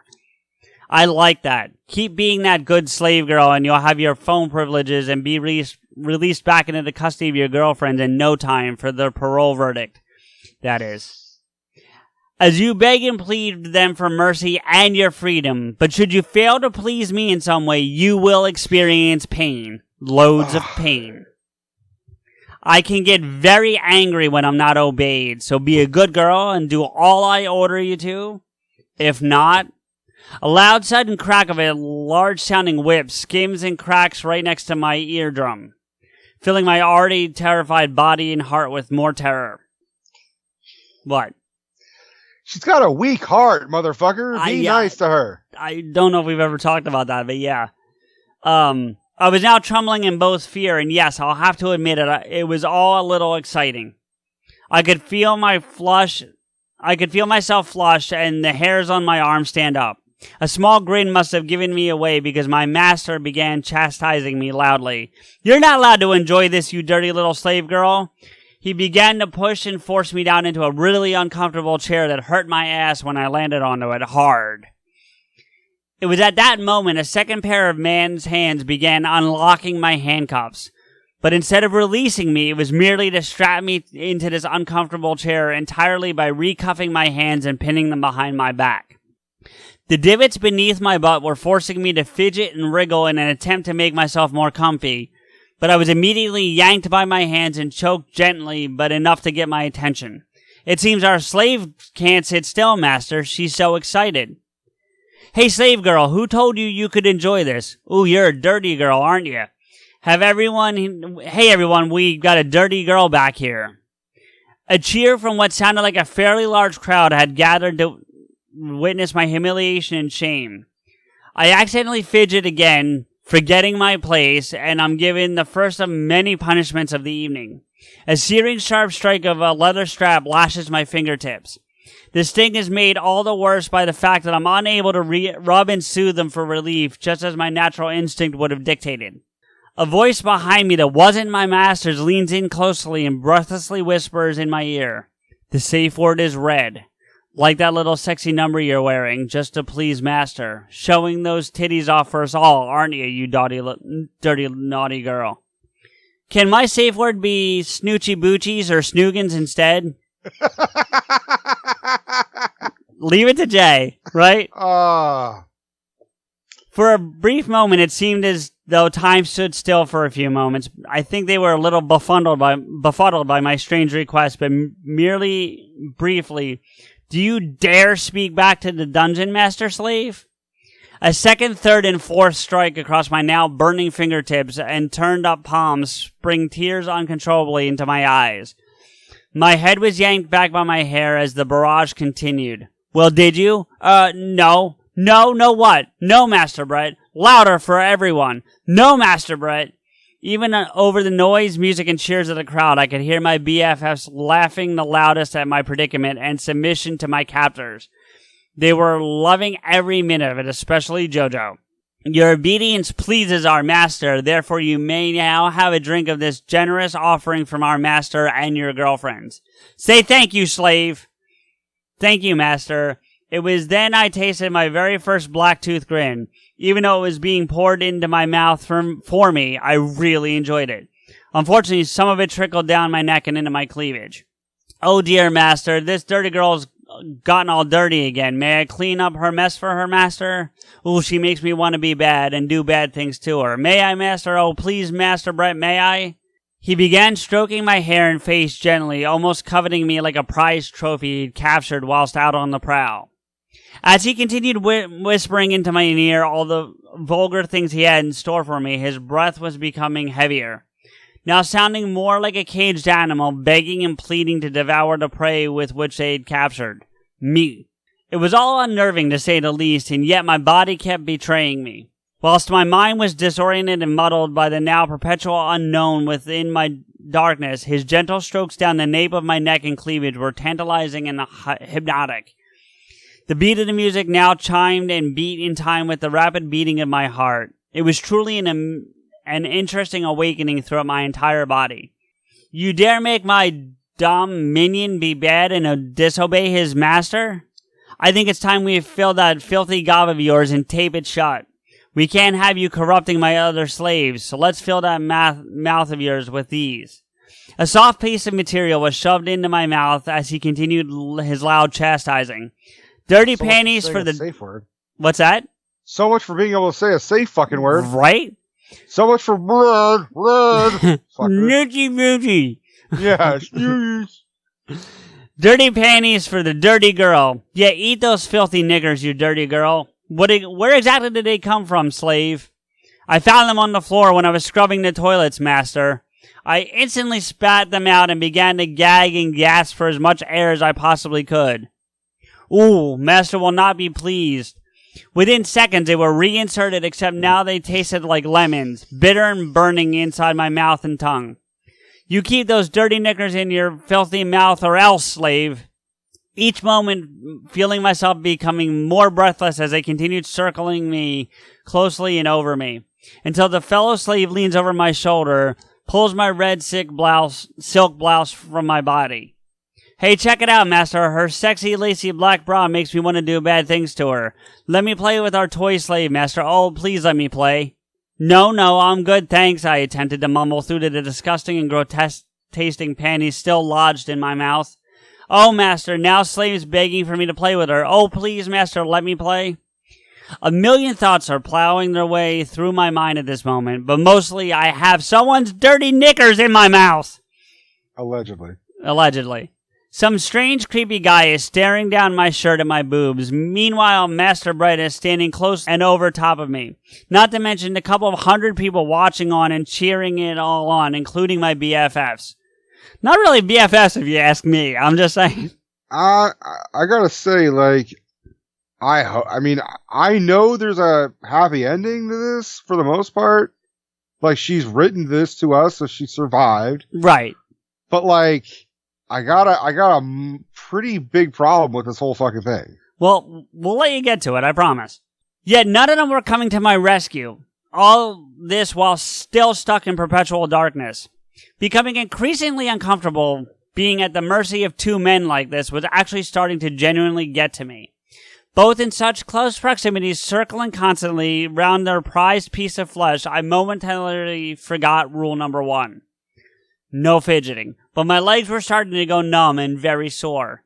Did you just disobey me and move again, slave? You just can't sit still. You're so horny and wet, aren't you, you dirty slave? I think it's time for full corporal punishment round for you, missy. Come with us. No, I'll be good. I promise. Please, no, master, please. But with my mouth still so full, pleading was pointless.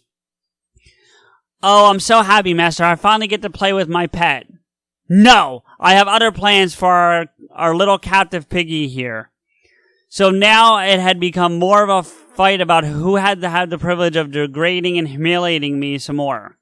My bound up hands were freed, and I was finally able to get out of that horrible chair. But now that I could, the lack of blood flow to my legs for so long meant that I could hardly walk, making me reliant on my jailers to drag me along like a prisoner being led to death row through the crowd that had gathered to witness my soon-to-be execution. Now, the interesting thing to me at this point, one would think this would have been a perfect opportunity to make my great escape and flee the captors. But some sort of Stockholm syndrome had kicked in, and now I've made no attempt to escape whatsoever. After all, I wouldn't want to piss my master off, would I? Surrounded by an unseeable sea of people, some of them furry for some strange reason, I'm escorted by my dom and subby captors, one on each arm, as they proudly announce to one and all, "This here's our latest victim and minion slave girl. She's been a naughty, dirty girl, but now she's all ours. Who would like to come over to her cell and play with our new pussy toy?" A loud cheer rang out as many hands out of nowhere began touching, caressing, and grinding against me as they dragged me to my impending doom. I can tell you're hating this. You are very observant. A metallic jingling of what sounded like keys began to unlock a door, and before I could even have time to panic nor prepare, I was thrown up against a brick wall hard, and my cell door was slammed shut. Apparently, my trial had ended, and my sentence was to commence, all without an opportunity of any appeal of any kind. I just wasn't certain what exactly my penance would be. A hand gently brushes the strands of hair from my face and presses up against my... A hand gently brushes the strands of hair from my face and presses up against my back, my face still buried and pinned to my cell wall. This gentle caressing drifted down from my cheek, briefly tracing a line across my dry, parched lips and down the back of my neck before tickling and teasing its way around the top of my cleavage, playfully and seductively. But yes, gentlemen, these were not the touch of man's hands I was feeling travel down and around my body. Well, who's this fresh meat you've presented to Mistress Mandy this evening?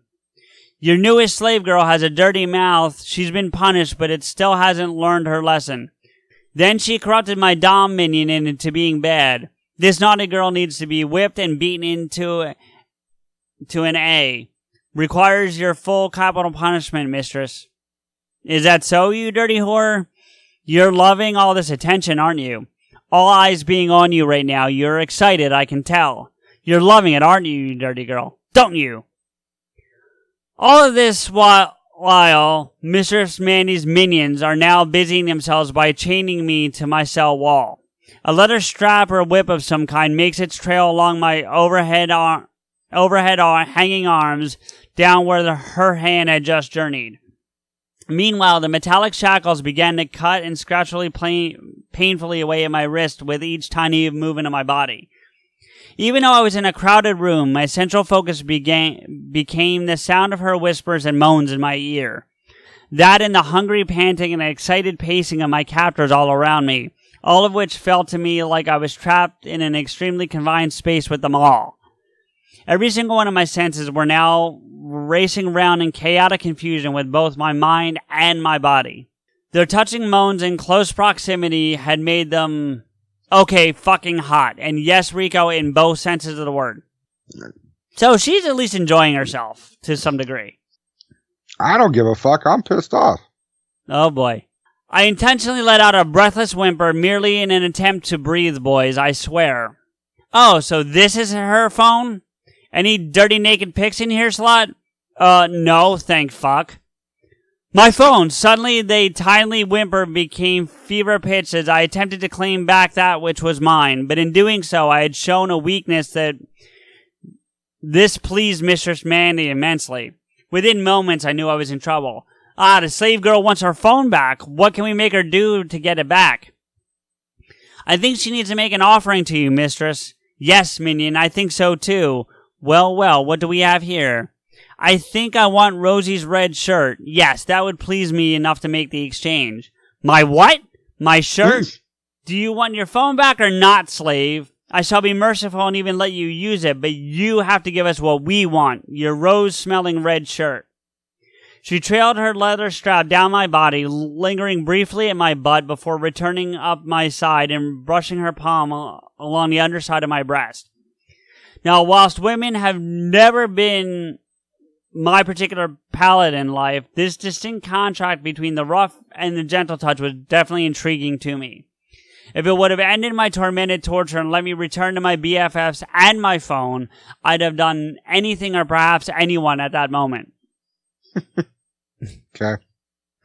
My legs were forced apart slightly, and they all began to tickle and tease the inside of my thighs, all the way up and back down again.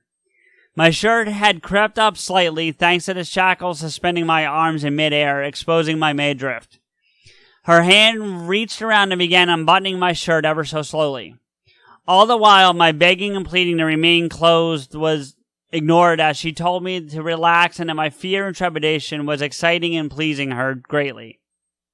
Now, when it comes to being shirtless in public, I am exactly like Kevin. At home in midsummer and at night, I'm all natural, but never in public. Which I don't think is exactly Kevin. He says he wears a shirt in the shower, so I think yeah. But in that moment, I foolishly thought that by surrendering the garment, my torture would end, and I'd finally have my phone back. My mouth became dry just as my throat began to close over without hesitation. My mouth filler was removed and I was fed a bottle of water. So I guess they could kind of tell, and so that's good news. This kind gesture of mercy put my mind at ease a little and allowed me to have a little fun within the fantasy. I began to challenge my authorities, arguing back cheekily with my captors, pulling forward just as they punished me with many whip crackings and lashings across my back. The first few strokes did bring tears to my eyes, but I'd become irate and determined at this stage. I must have my phone back at all costs. I was warned my insolence would be punished, and I was forced to face my other minion slaves in shame. For some unknown reason to me, even today, looking back at it, I shrugged like a defiant teenager. Go ahead, I don't care. Merely by unhooking one of my shackles, they turned me around to face the now celebratory crowd and chained me back into the wall, this time facing forward. Luckily, I couldn't see everyone's reactions, merely their woohoos and cheers. My boobs now flashing an entire bar full of people. Relax, though, boys. I was still wearing my bra at that stage, at least. Just kidding. That thing was not coming off for anything in the world. I'd rather have go and buy a new phone than reel those puppies uncovered to a crowded room. My leather skirt, however, felt precariously high, being it was so short to begin with. Every now and then, varying hands tickled, teased, stroked, and explored different parts of my body simultaneously. It was the most strangest sensation I'd ever experienced. Yet all the while, keeping my eye on the prize of eventual release, and most importantly, at that moment, for some reason, my fucking phone back. It had become a real grudge match between us. Them continuously attempting to break me versus my own fight or flight response kicking in, and I began to argue with my jailers and fight back. They even invoked the water torture, pouring buckets of iced water all over my body, to which I replied, Please, mistress, may I have some more? The more I challenged their authorities, the more savage their beatings got, and more brazen and filthier they'd become. If I got too cocky, their secret weapon of pacification would be presented and waved before me, my phone, enforcing their instructions and my obedience and what they deemed to be good behaviors all over again.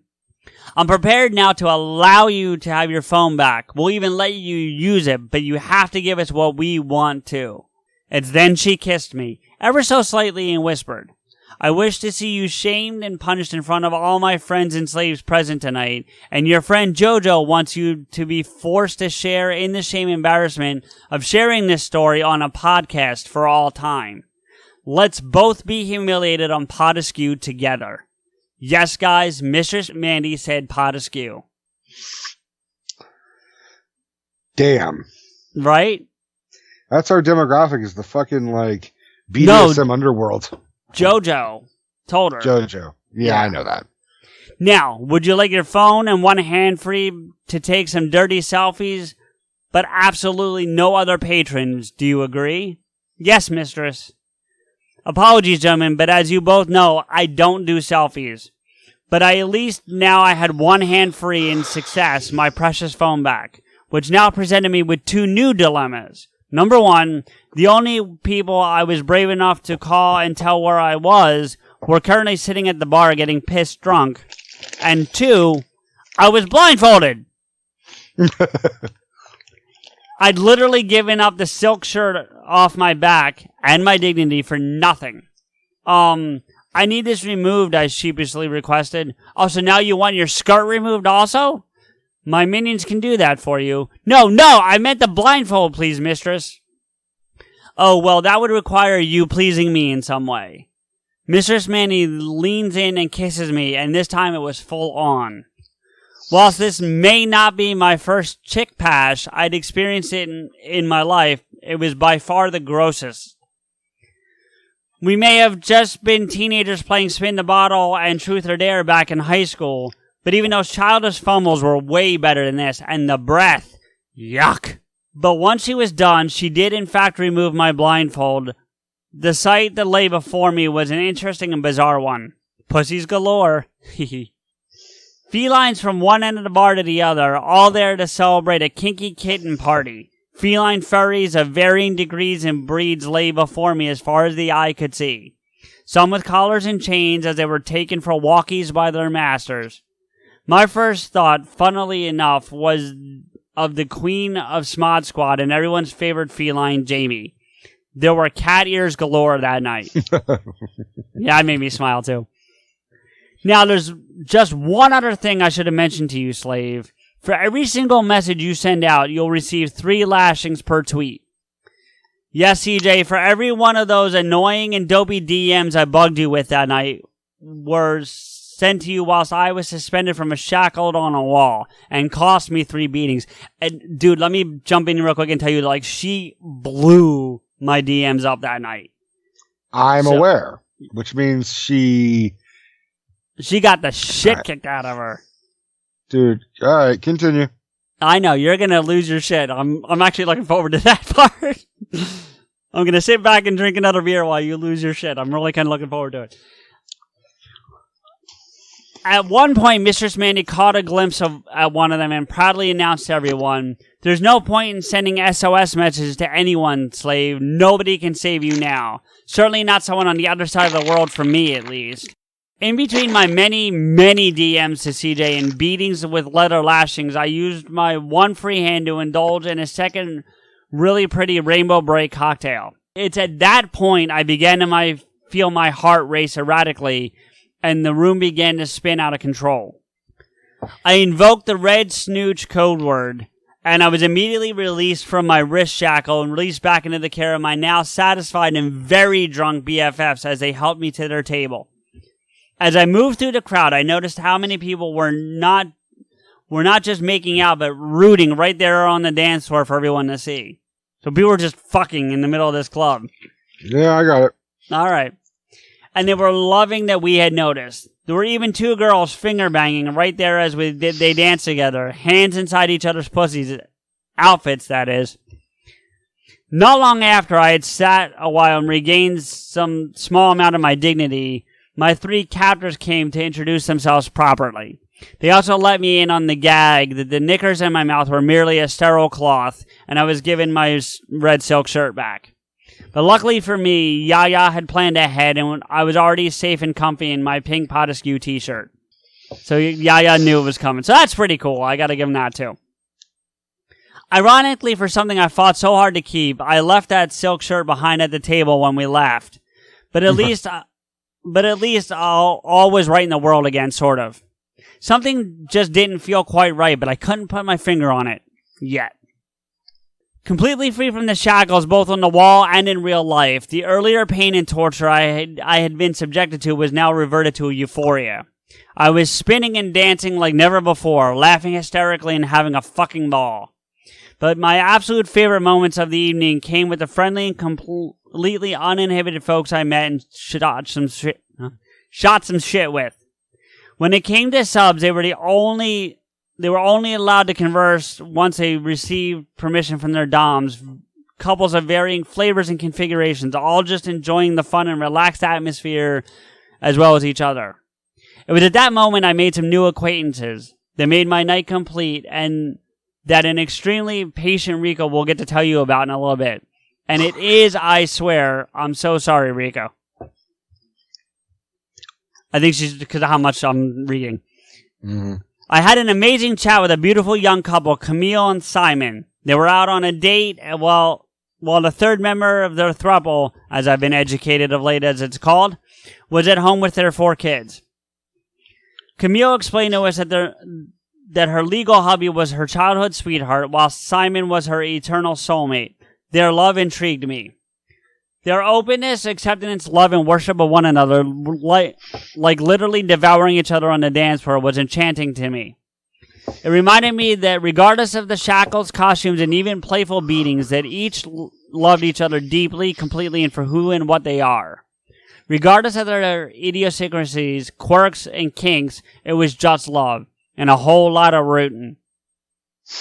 Now, it's this part of my debauchery-filled evening that I considered not sharing with you all, but after several discussions with my girls about it, we decided that it would be prudent to share all of our experiences that night, good or bad. Sort of a PodAskew PSA, if you will.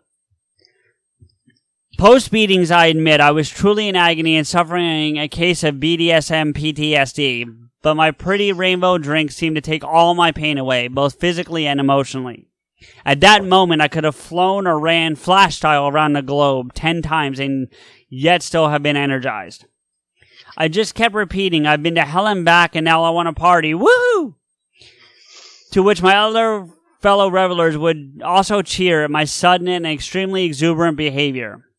I may have been spinning and my heart practically beating its way out of my chest cavity, but I was loving every minute of it. Whilst I'm not proud of myself for enjoying it so much, I can't undo it, nor did I ask for it to happen. The girls kept saying, "Are you okay, Jay? This isn't like you. You need to calm down and be careful, darling." But I just wouldn't listen. I never wanted this party to end. Instead, it almost ended me. What we later figured out was that we'd all been roofied. The dizziness, nausea, and at one stage vomiting had zero to do with the effects of my 2 piddly drinks and more to do with what was in those drinks. It was JoJo who was first to discover what had happened to us. She spent the afternoon in the emergency getting her stomach pumped. I thought my morning after migraine was mere dehydration, but it was way more sinister than that. I hadn't managed to keep anything down all day, and I was having a great difficulty breathing. It wasn't until later that evening, my gas bag with Rico, that it hit me like a 10-ton truck.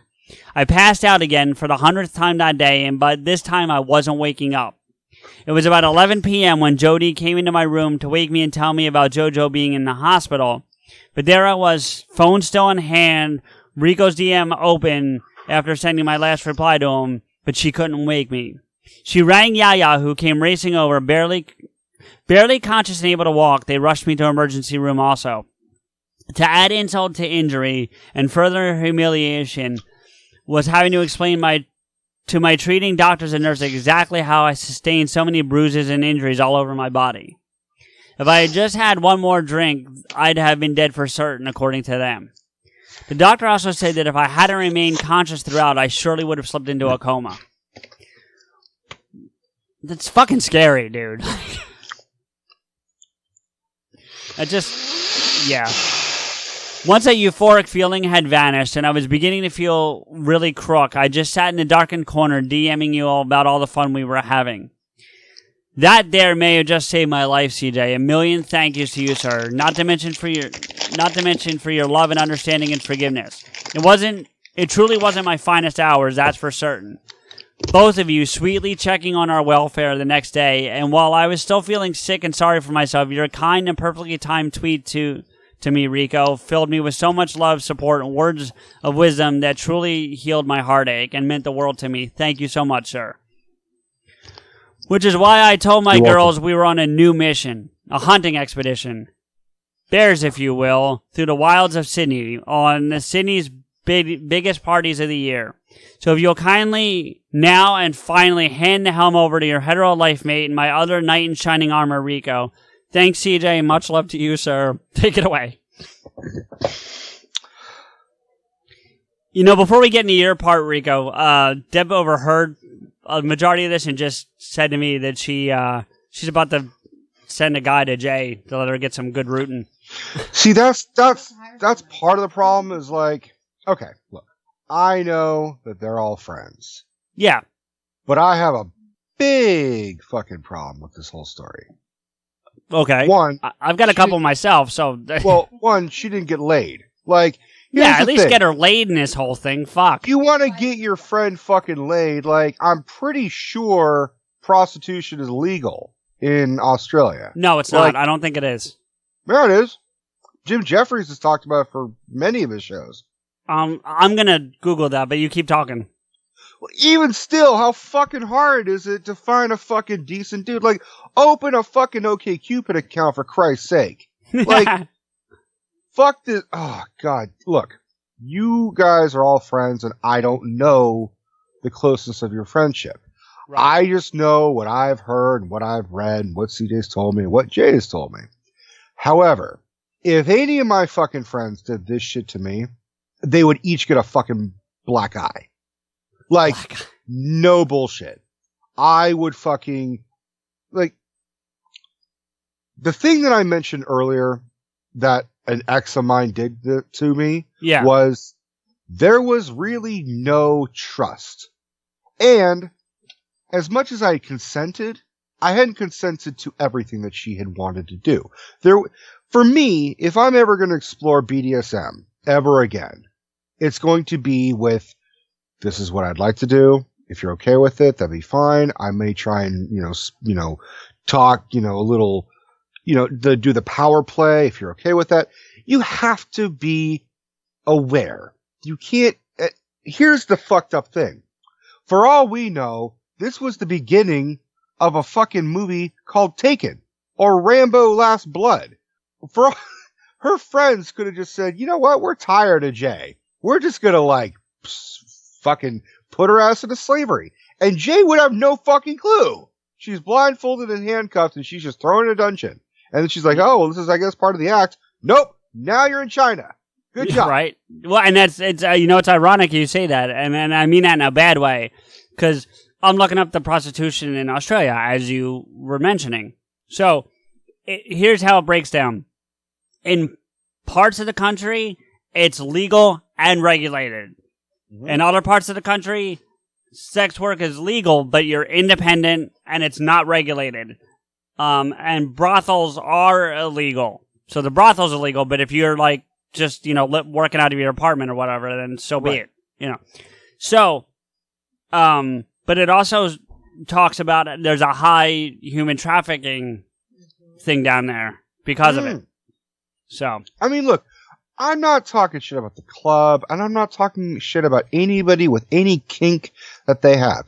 If you like this shit, that's all good. Not what I'm complaining about. What I'm complaining about is this is also the same fucking location that roofied and almost killed our friend. Like, I'm not blaming. Yeah, well, that's not their fault. Yeah, that's not their fault. It's not their fault, but because JoJo got roofied too. I mean, I know, but that's not exactly a good thing. It's like, oh well. At least I'm not saying it's a good thing. Got punished. Like, it's the whole. I'm not saying it's a good thing. I'm just saying that it's not like they were in on that part. You know what I mean? But who roofied them? The thought from my conversation with Jay was the bartender. I'm just saying, man. And look, I'll get to my portion, but I gotta say, the reason why we choose our friends is because we trust the motherfuckers. This would have fractured my trust if anybody had done this to me. CJ, Michael, Stephanie, there's one thing about a bachelor party and you're kind of humiliated with strippers and shit, but they said, okay, here's your safe word. Now we're going to gag you. Well, how the fuck can you say a safe word? The whole point is to feel safe. But she did say it with Hold on. Okay, sorry. Jay felt better. She got into it. But that was a fluke as far as I'm concerned. She could have easily just been I am not okay with this. Here's the thing. Anybody who has had, an abusive relationship in the past or has been abused or verbally abused or or even they just got whipped by an abusive parent, whether it was in a relationship or not, this could trigger some shit. And you gotta fucking be considerate. You know, it's not just a goof, especially if everyone's just drunk and getting fucked up. I mean, I gotta say, man, I'm not happy. And I know Jay's friends and all you guys would never purposely put her in a situation that's life-threatening. But I gotta say, you kind of put her in a situation where it's fucking life-threatening. Yeah, I mean, I hear you. First off, listen, I hear you, buddy. Like, I can't tell you that I'm just perfectly okay with the whole thing, because I'm not. But, you know, at the end of the day, they had an eye on her at all times. You know, roofie part aside, they had an eye on her at all times. You know what I mean? But they were drunk. Yeah. That's what I'm saying. Like, sure, all things considered, Jay got out more or less unscathed. But there's a lot of things to consider. You know, remember how vehemently we both reacted when that asshole shoved her when she was in the fucking queue at a shopping center? Yeah, remember? Yeah. Remember how protective and like, oh, you do not fucking shove Jay. Well, you don't do this shit either. Now I'm fucking serious. That's true. I think the only difference is for me, and I'm not saying that makes it okay, but the only difference for me is that she, to a degree, willingly allowed this. That doesn't make the guy in the queue at the supermarket was just a dickhead. Do you know what I'm saying? Yeah. He was a stranger, but to Jay, she was surrounded by strangers. She doesn't know. Yeah, I got you. You're right. I mean, was there any aftercare at the end of this fucking BDSM session? Was there any, like, she got drunk and she got roofied? That's the only care she really got. Look, I don't want to fucking be the fuddy-duddy and the overly vanilla guy, and because I'm really not. I've explored kinks and shit like that. This isn't about kinks. This is about power. And if you are not consenting to it and you're not overall okay with it, then it basically borders on sexual assault as far as I'm concerned. Power and safety. Especially if she got roofied at the end. I mean, she is so fucking lucky that the night didn't go even more south. Like, and it could have. It easily could have. This could have been a fucking like eulogy. This could have been a really sad tale, and for the most part, this whole episode has been a fucking roller coaster of emotions. And I'm going to try and end it as cool as I can. And Jay, I am not blaming you. You don't have to like apologize for this because you don't owe us an apology. Agree, because we love her to death, but we know the impending I'm sorries are coming, and neither of us want them. And I will say, you know, to Yaya and Joe and everybody, like, you guys don't owe us an apology either for how pissed I am. Because I know you didn't intend for this night to be how it is, but, and again, you guys know each other better than I do. I'm just the fucking schmuck who, you know, jokes about his dick. Like, that's all I do. But we have a real, genuine concern for you guys. I mean, the fucking country was on fire and flooded. This is what you guys do for your spare fucking time to your friends? Sorry, but you know, you guys have got to fucking treat each other a little better.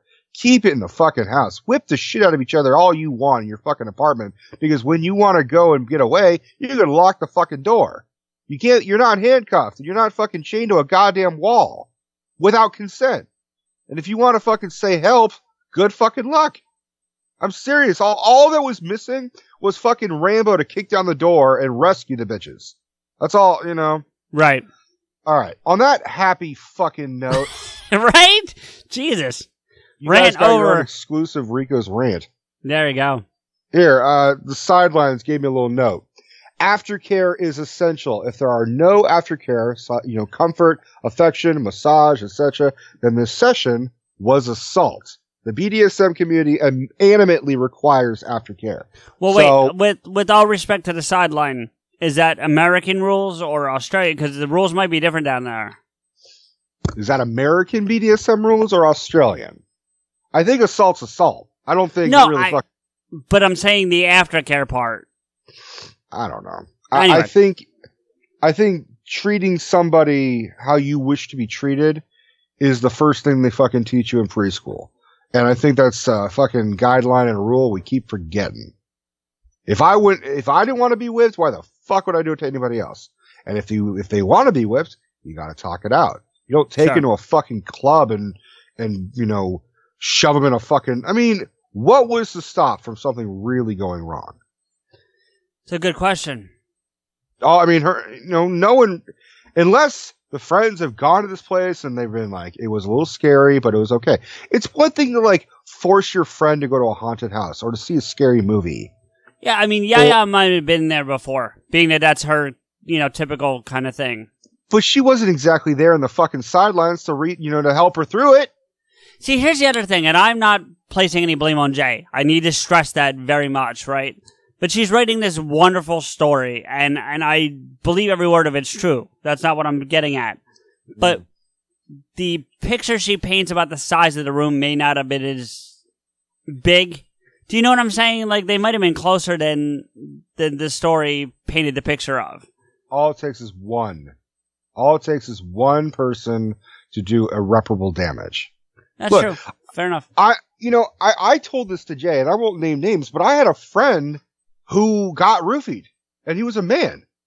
He got roofied accidentally. You told me the story. I know the story you're referring to. You shared it with me too. Yeah. Yeah.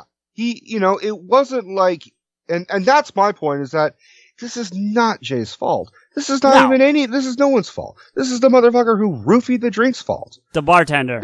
The bartender, allegedly. Allegedly.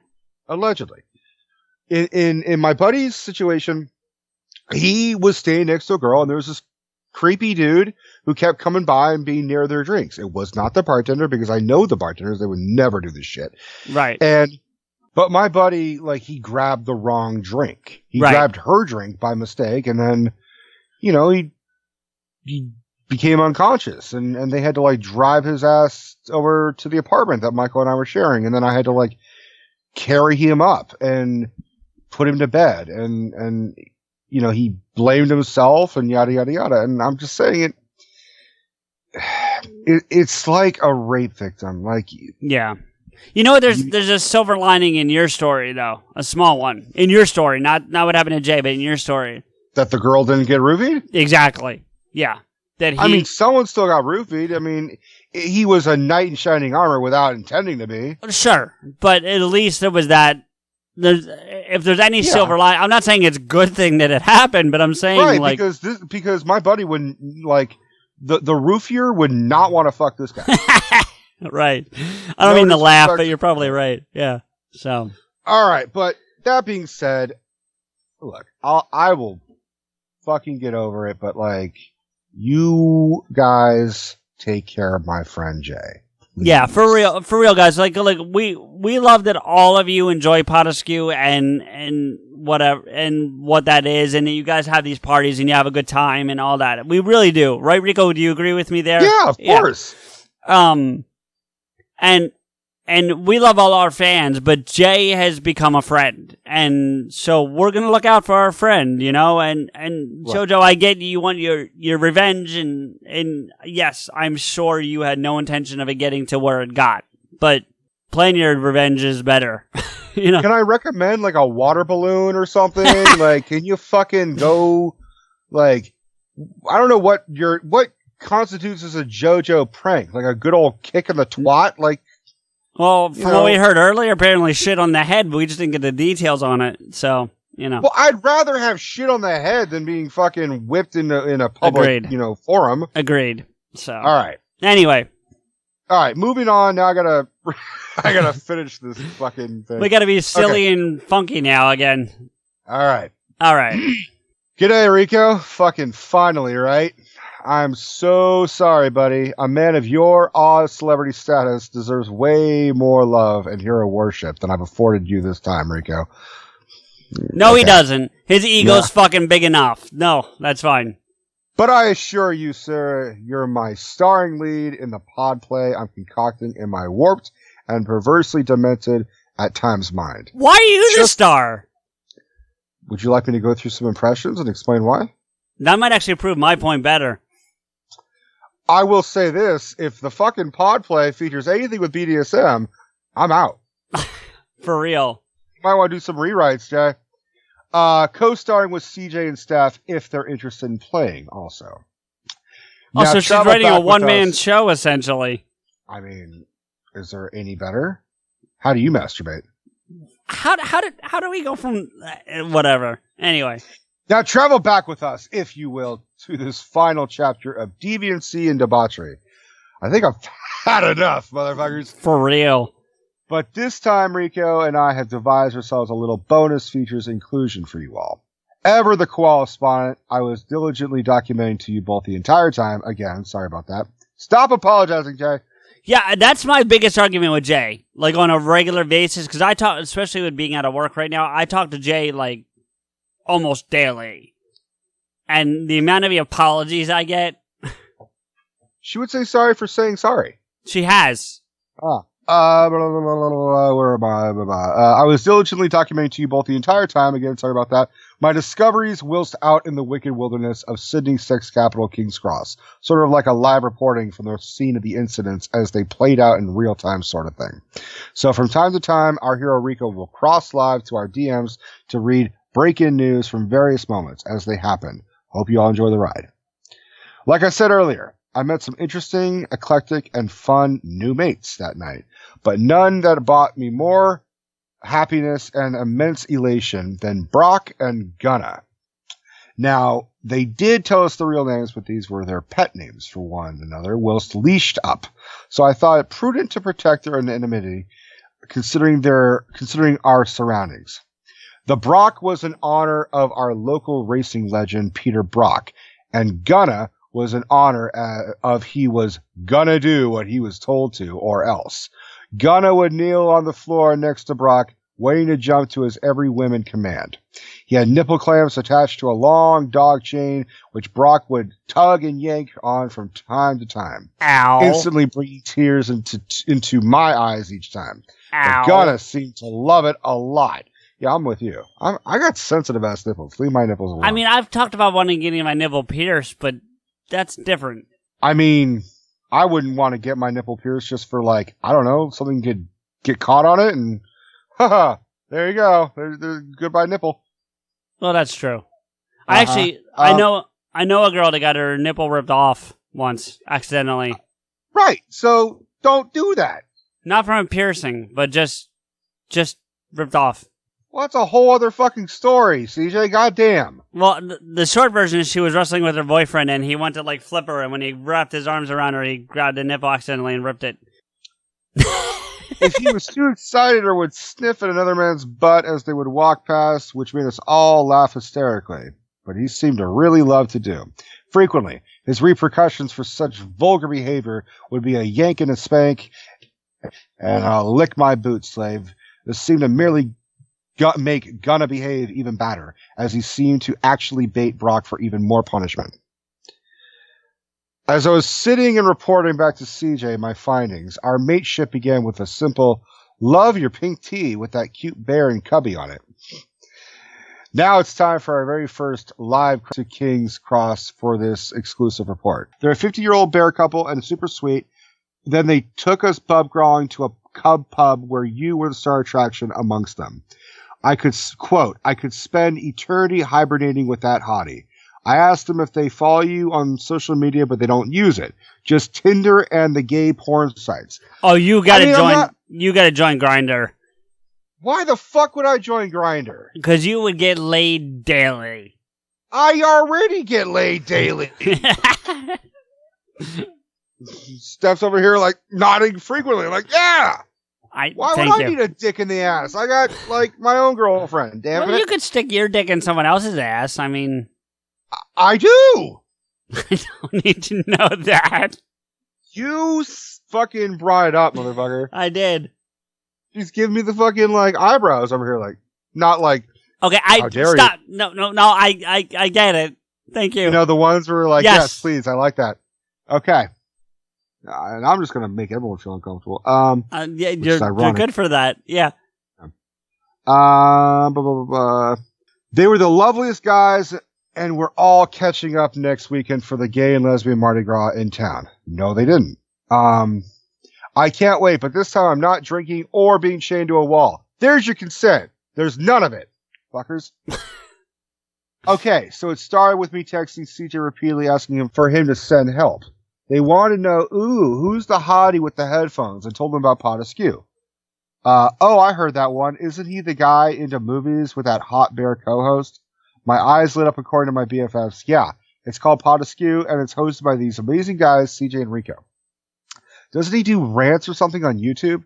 So apparently it's not just fucking Grindr and like whatever Yeah, but that's not social media. Social media is Twitter, Facebook, Instagram, TikTok. YouTube is kind of a social media now. Yeah, it's more of an outlet than a social media. So is social media. Social media is an outlet. Semantics, my friend. Semantics. The other guy goes, yes! I jumped up and excitedly screamed out over the music. I was stunned, Rika, not because you have fans, but just how completely random it was to run into them. Of all places, a BDSM bar. I'm not fucking happy about that either, motherfucker. I actually, because, all right, full disclosure, she filled me in on some of this story myself. You're getting like the detailed version, but I got the high level version, and it made me think of do you remember? I think it's from our first year, so it's on the first year of bloopers where you said you would be a cub. Well, first you said you'd be a bear, and then you said you were too small to be a bear. You'd be a cub in the gay community. Yeah. That changed it to teddy bear. Yeah, I never forgot that, honestly. Yeah. Did I mention one had a dog collar and metal chains around his neck? Every time his sub would get too excited about you, he'd yank on the chain and spank it with his leather whip. I felt bad for him, but he said he loved it. So, well, yeah. Then I kept forgetting that I'd already told CJ about them and just kept texting over and over about them. Definitely not my finest honor. All that off 2 cocktails. They kept referring to me as the lightweight, so they gave me some sort of rainbow cocktail, and I have little recall after that until I saw my tweets to CJ. I'm so ashamed. I was an eye-opening experience. I'm dying to share with you all, which we got. Let's move on. I should make an editorial clarification here that I was merely drinking with them. They didn't buy, nor were they alone with our drinks at any point. Outside of the brutality they showed towards one another, Rico's Bears, as we later dubbed them, were absolute sweethearts. We sat and gas-bagged for ages about commentaries you've done, Rico's rants, my love letters, but all they wanted to discuss were the cubbies that they would spend eternity hibernating with, and they're not a cubby couple? Oh, well, we'll just have to take them both back to our dens and make them become our cubs. Okay, so a couple things I need to comment on here. First off, number one, and most importantly, thank you guys for listening. Like, you know, for real. We love having new fans. We love having fans all over the world. If you do join social media, please connect with us because we'd love to hear from you, for real. Like, all jokes aside, we love communicating with our fans. We love bringing content that our fans want to hear. So if you have ideas, reach out. That's number one. Number two, well, flattered, I am far from a cub. You're an otter. Really? That's where you go? You're an otter. Okay. You're a bear that's skinny. You're an otter. We already established this. I thought that was a twink. No. A twink is hairless. I've seen you without your shirt on. You have? Yeah. When? I mean, a tank top. Kind of. Motherfucker, you're a hairy bitch. Like, you're Italian and Greek. I know how hairy you are. All right. You may act German, but your fucking body says Italian and Greek. All right, move on. I would like to add an amendment. At no point will CJ and I ever fuck. No. Like, no, well, at least not each other. Other people. Yeah, even still, I wouldn't feel comfortable fucking in the same room with you. Yeah, that's accurate. I would agree. Yeah. Well, I mean, it would, unless we get to record it, because that'd be one hell of a PodAskew episode. It would just... You ever hear the joke about two campers? One of them gets bitten by a snake on the dick, and the other camper runs for help, finds a doctor. The doctor says, "Oh man, that's a very specific snake. If you don't suck the poison out of the wound, your friend's gonna die." So the camper goes back to his friend and says, "So I saw a doctor." He's like, "Yeah, you found a way to cure me?" He's like, "Uh-huh. Well, what? Am I gonna die?" He looks at him and says, "Yeah, you're gonna die." I love that. That's awesome. So that's a great joke. I like that. That's you and me. Yeah, you tell me die. Just to get a snake bite, we're just like, one of us is dying. Nothing happened here. Okay. The moment they began to play Rico's Bears song request, Buffy the Musical episode, Walk Through the Fire. Huh? Okay. We had an amazing time dancing and singing together, but as things began to deteriorate and the something's not right with Jay began, I was not thrilled. The only ones that could convince me to leave were our cuddly bear rescuers. They'd invite us to come with them on a pub crawl or pay a visit to the regular Cub pub. It wasn't long after that arduous drunken trek there that the evening's festivities had caught up with me, and our new grizzly mates chivalrously waited with us for 2 hours for a cab to arrive, even though it was ruining their date night. 2 hours for a cab? What the fuck? What the fuck? Do they not have Uber there? I don't think so. What the fuck is wrong with you guys? I think it's illegal down there. Some countries have outlawed it. I'm not sure if Australia is one of them, but some countries have outlawed it. They were such gentlemen. You'd have been proud, Rico. Well, I'm glad someone was fucking, doing good by me. We sadly eventually parted, but not before making a date to meet up and attend one of the biggest parties in Sydney all year, the Sydney Gay and Lesbian Mardi Gras, being held the following weekend.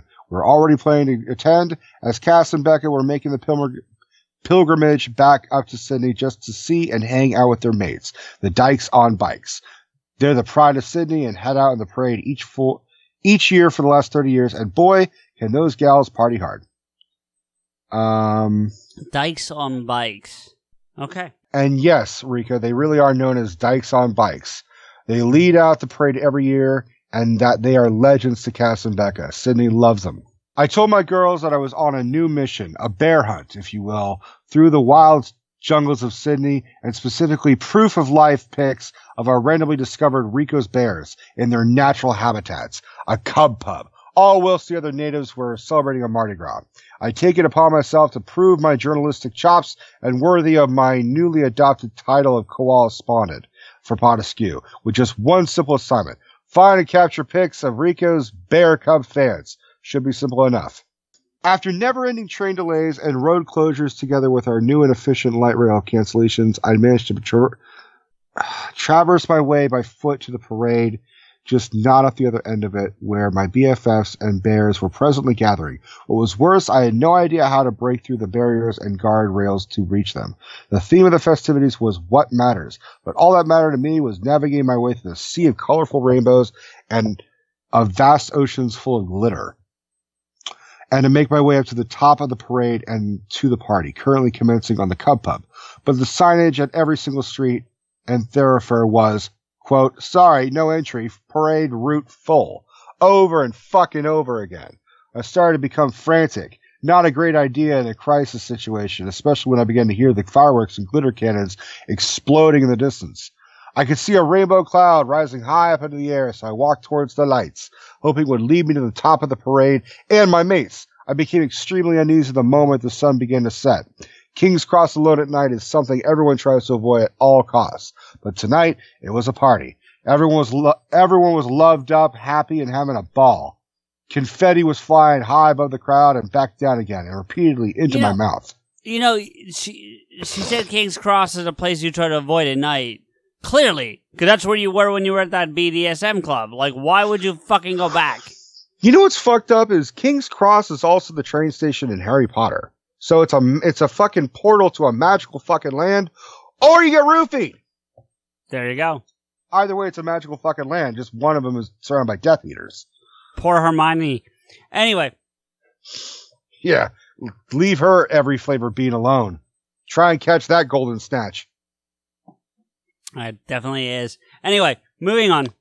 All right. My heart shattered. I became crestfallen when I heard Cassie and Becca's Dykes on Bikes mates being announced at the simultaneous roar of the crowd at their revving Harley engines. And yet, I persevered, huffing, puffing, and chugging my way towards the glittering lights and giant illuminated disco balls.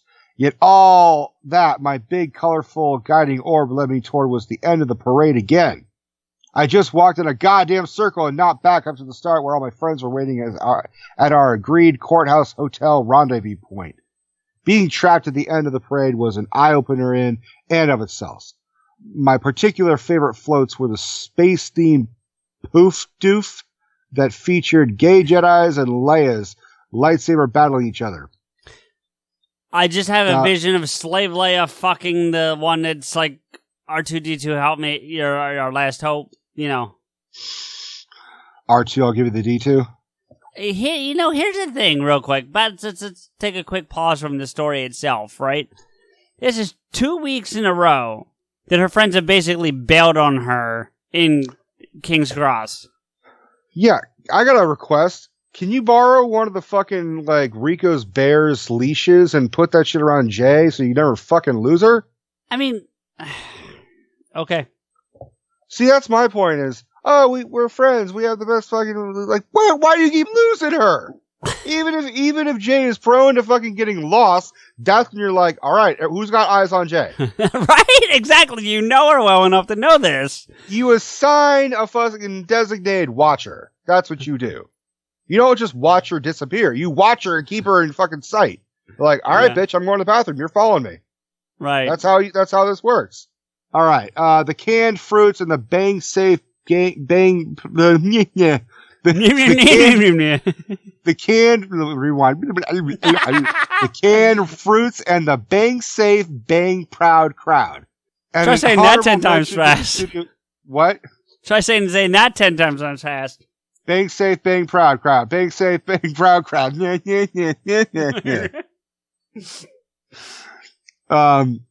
asshole. Jay, I think when you write something out like this, I think you're hoping that we fuck up because it's well written and you write a lot of very Dr. Seussian. It's like Dr. Seuss with a fucking it's like Dr. Seuss and Hustler. Yeah. Dr. Hustler. Dr. Hustler. Talk about the Cat in the Hat. Anyway, fuck those green eggs and ham. Aha! Horton heard something, all right. Horton heard a hoe.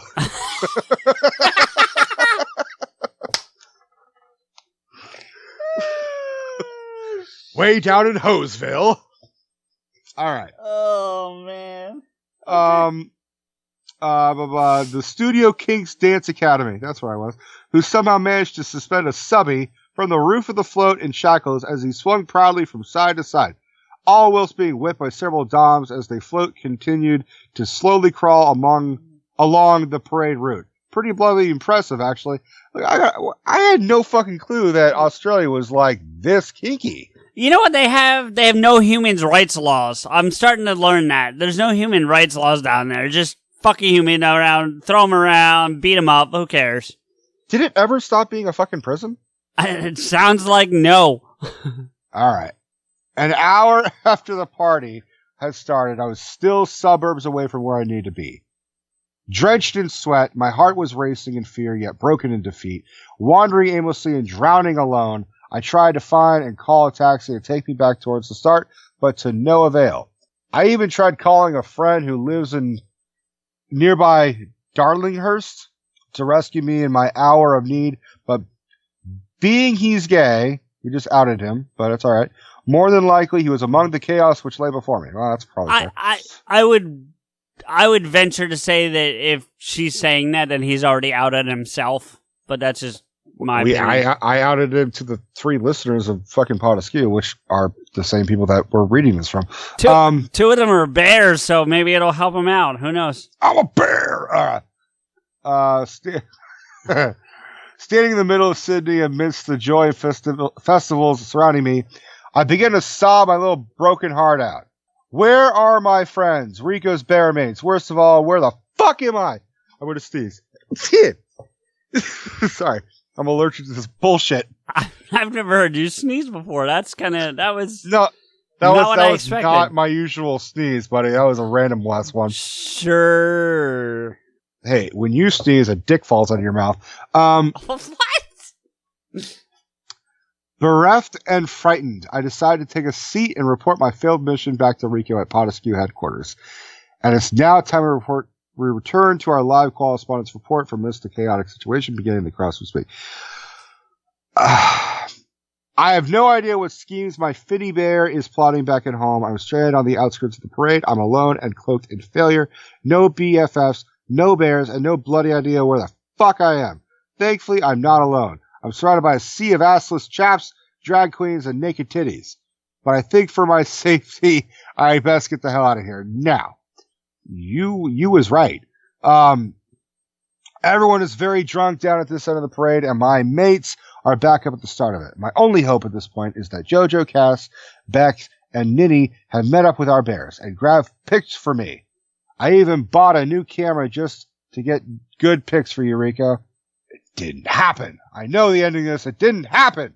And I was going to part with my beloved pink PodAskew t-shirt that I treasure and have worn to death. It's super big on me, and I wanted to buy a new one anyway, so I thought I'd gift it to our bear mates to thank them for keeping us all safe last Saturday night. But now I can't find anyone. I was just sobbing at the station when I just discovered our pussies concocting elaborate schemes on Twitter, and it turned my tears to laughter. I'm so sorry I'm a failure on my very first live report for you and CJ. I blame my boss and City Rail, but alas, all may not be lost. Somewhere amidst this chaotic sea of scantily clad humans, my girls are hopefully bailing me out of disaster as we speak. Nope. Wish me loads of luck getting out of here alive. Great, now I've just been told no trains out of the city until 4 a.m. I'm going to have to walk to Central, miles from where I am right now, in the dark and alone. I missed all the fun, and now I'm going to die trying to get home. Why don't my BFFs carry mobiles out?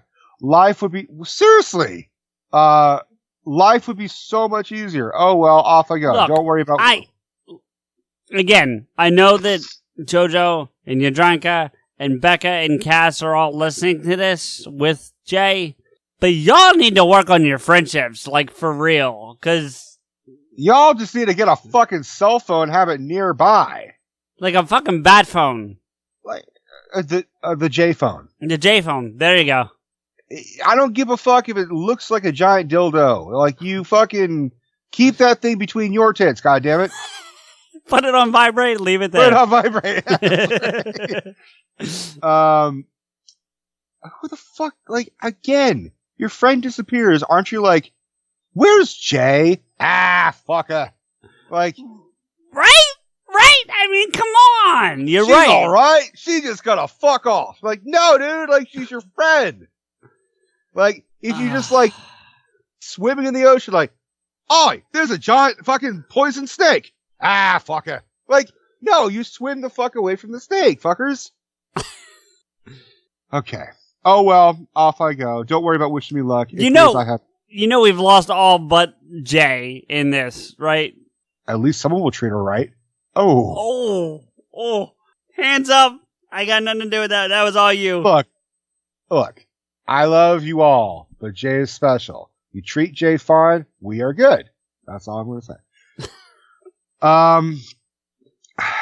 And then I asked her, I'm like, do you fuckers not have Uber? And she's like, yeah, we got Uber, but they're charging $200 to even come and pick people up in the red zone tonight.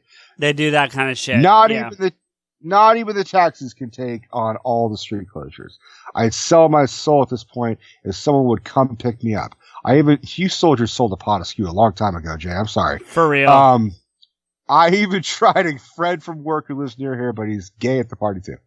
Woohoo! As I was meandering my way to Central, I ran into 3 furries who walked with me to Central. They needed to leave early to get the last bus back down to the coast tonight and noticed we were heading in the same direction.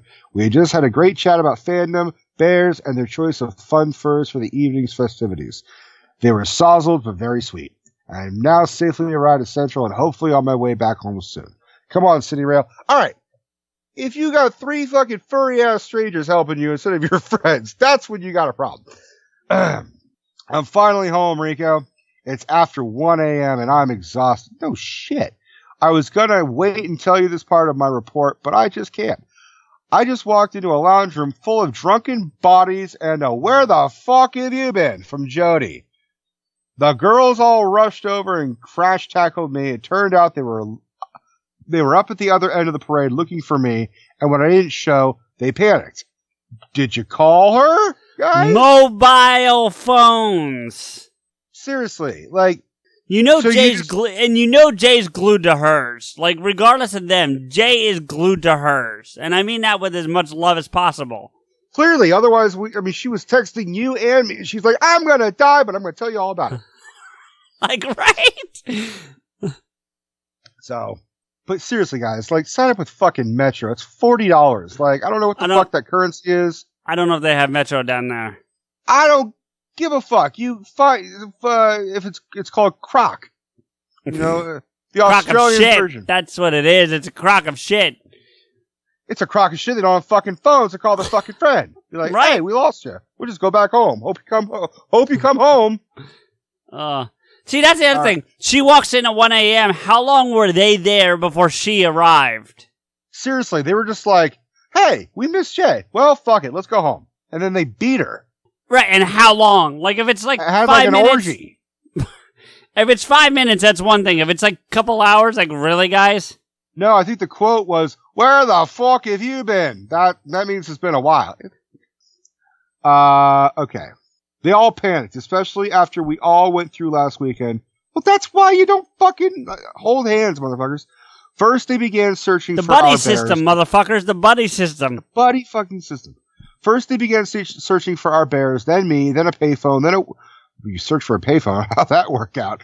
Then a way out of town in the complete opposite direction that I was heading.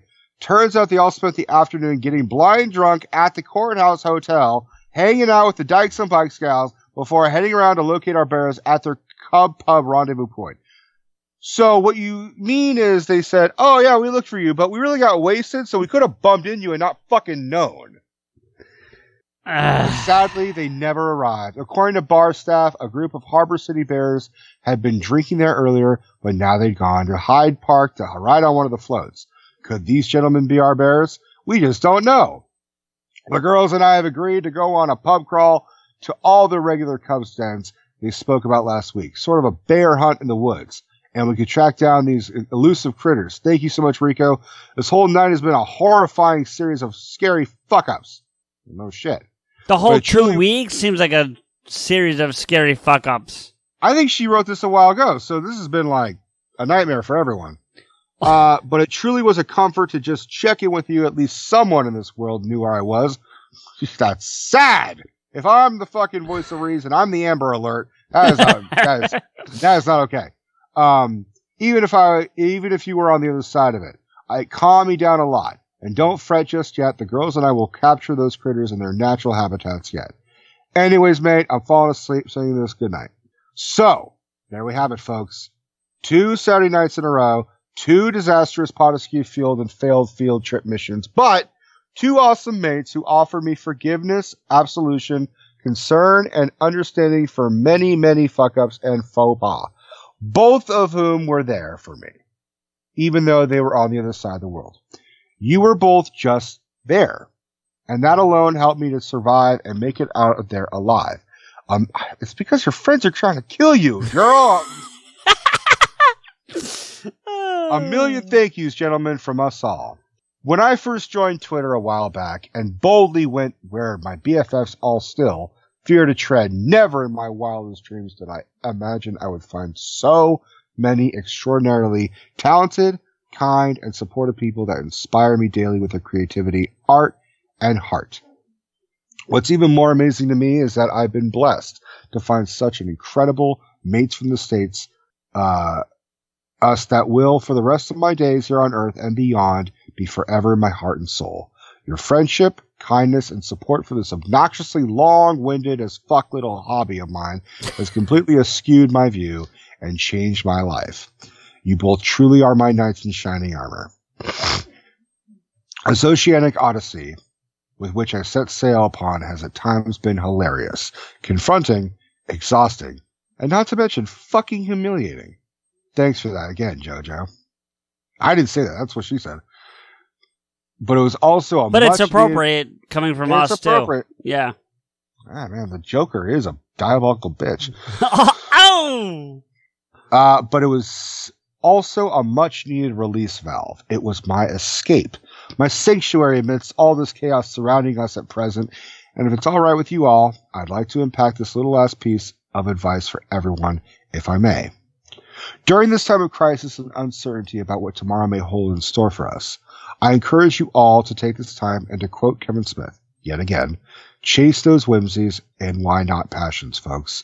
Thanks to you and CJ, I have been afforded the opportunity to fall down the rabbit holes of my absolute obsession, writing. And thanks to PodAskew and the encouragement and support from you both, I've gotten to do just that very thing through my love letters. The all-nighters, directional writer's blocks, the migraines, the works.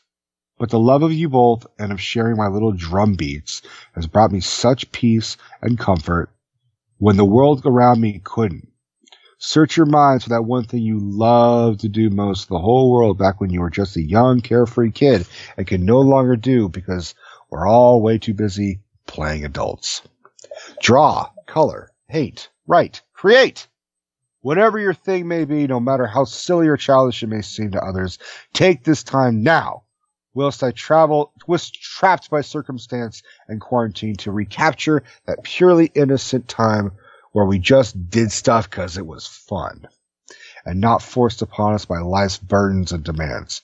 And hey, if I hadn't listened to a certain mate's why nots, there would have been no long-winded yarns for me to tell around this campfire, all whilst chugging back beers and billy bongs. Between my eye-opening kinky kitten adventures and JoJo's blue meanie bush still haunting my nightmares, and my beloved pussy pack, you could say my life at present is filled with the brim with pussies galore. Well, it's now time for this correspondent to shut the fuck up and go the fuck to sleep, finally. Thank you so very much, one and all, for returning once again and riding this roller coaster of adventures from down here in Oz. That is my life. So, from all of us here down under, be safe, be creative, be kind, and above all else, have loads of fun and laughs. With kinky koala bear cuddles and much love from Oz, your koala spondent, Jay. Okay, so the first thing I have to say is I'm going against your be kind part, Jay. I'm sorry. Because as I mentioned earlier, JoJo claims victory over what the Blue Meanie episode. She claims victory with what she did. Fuck that. You lose. I'm sorry. Yeah, if that is your version of a victory, is to see your friend fucking like whipped and humiliated in public without consent and then roofied at the end of the night, I'll take the roofie out because she had nothing to do with that. You know what I mean? No, okay. I'll take the roofie out. We'll just leave it with the unconsenting whipping and BDSM and humiliation and terror. Yeah, all right. Remind me never to go on a fucking prank war with her because I'll be like, hey, I threw a water balloon at you. She's like, hey, I got a gun. Boom, dead. I win. Victory. Yeah. JoJo, you didn't win. No, sorry. No, just like the Joker, you'll always come back, but sometimes you usually fucking lose. The bat always wins. Because I'm Batman.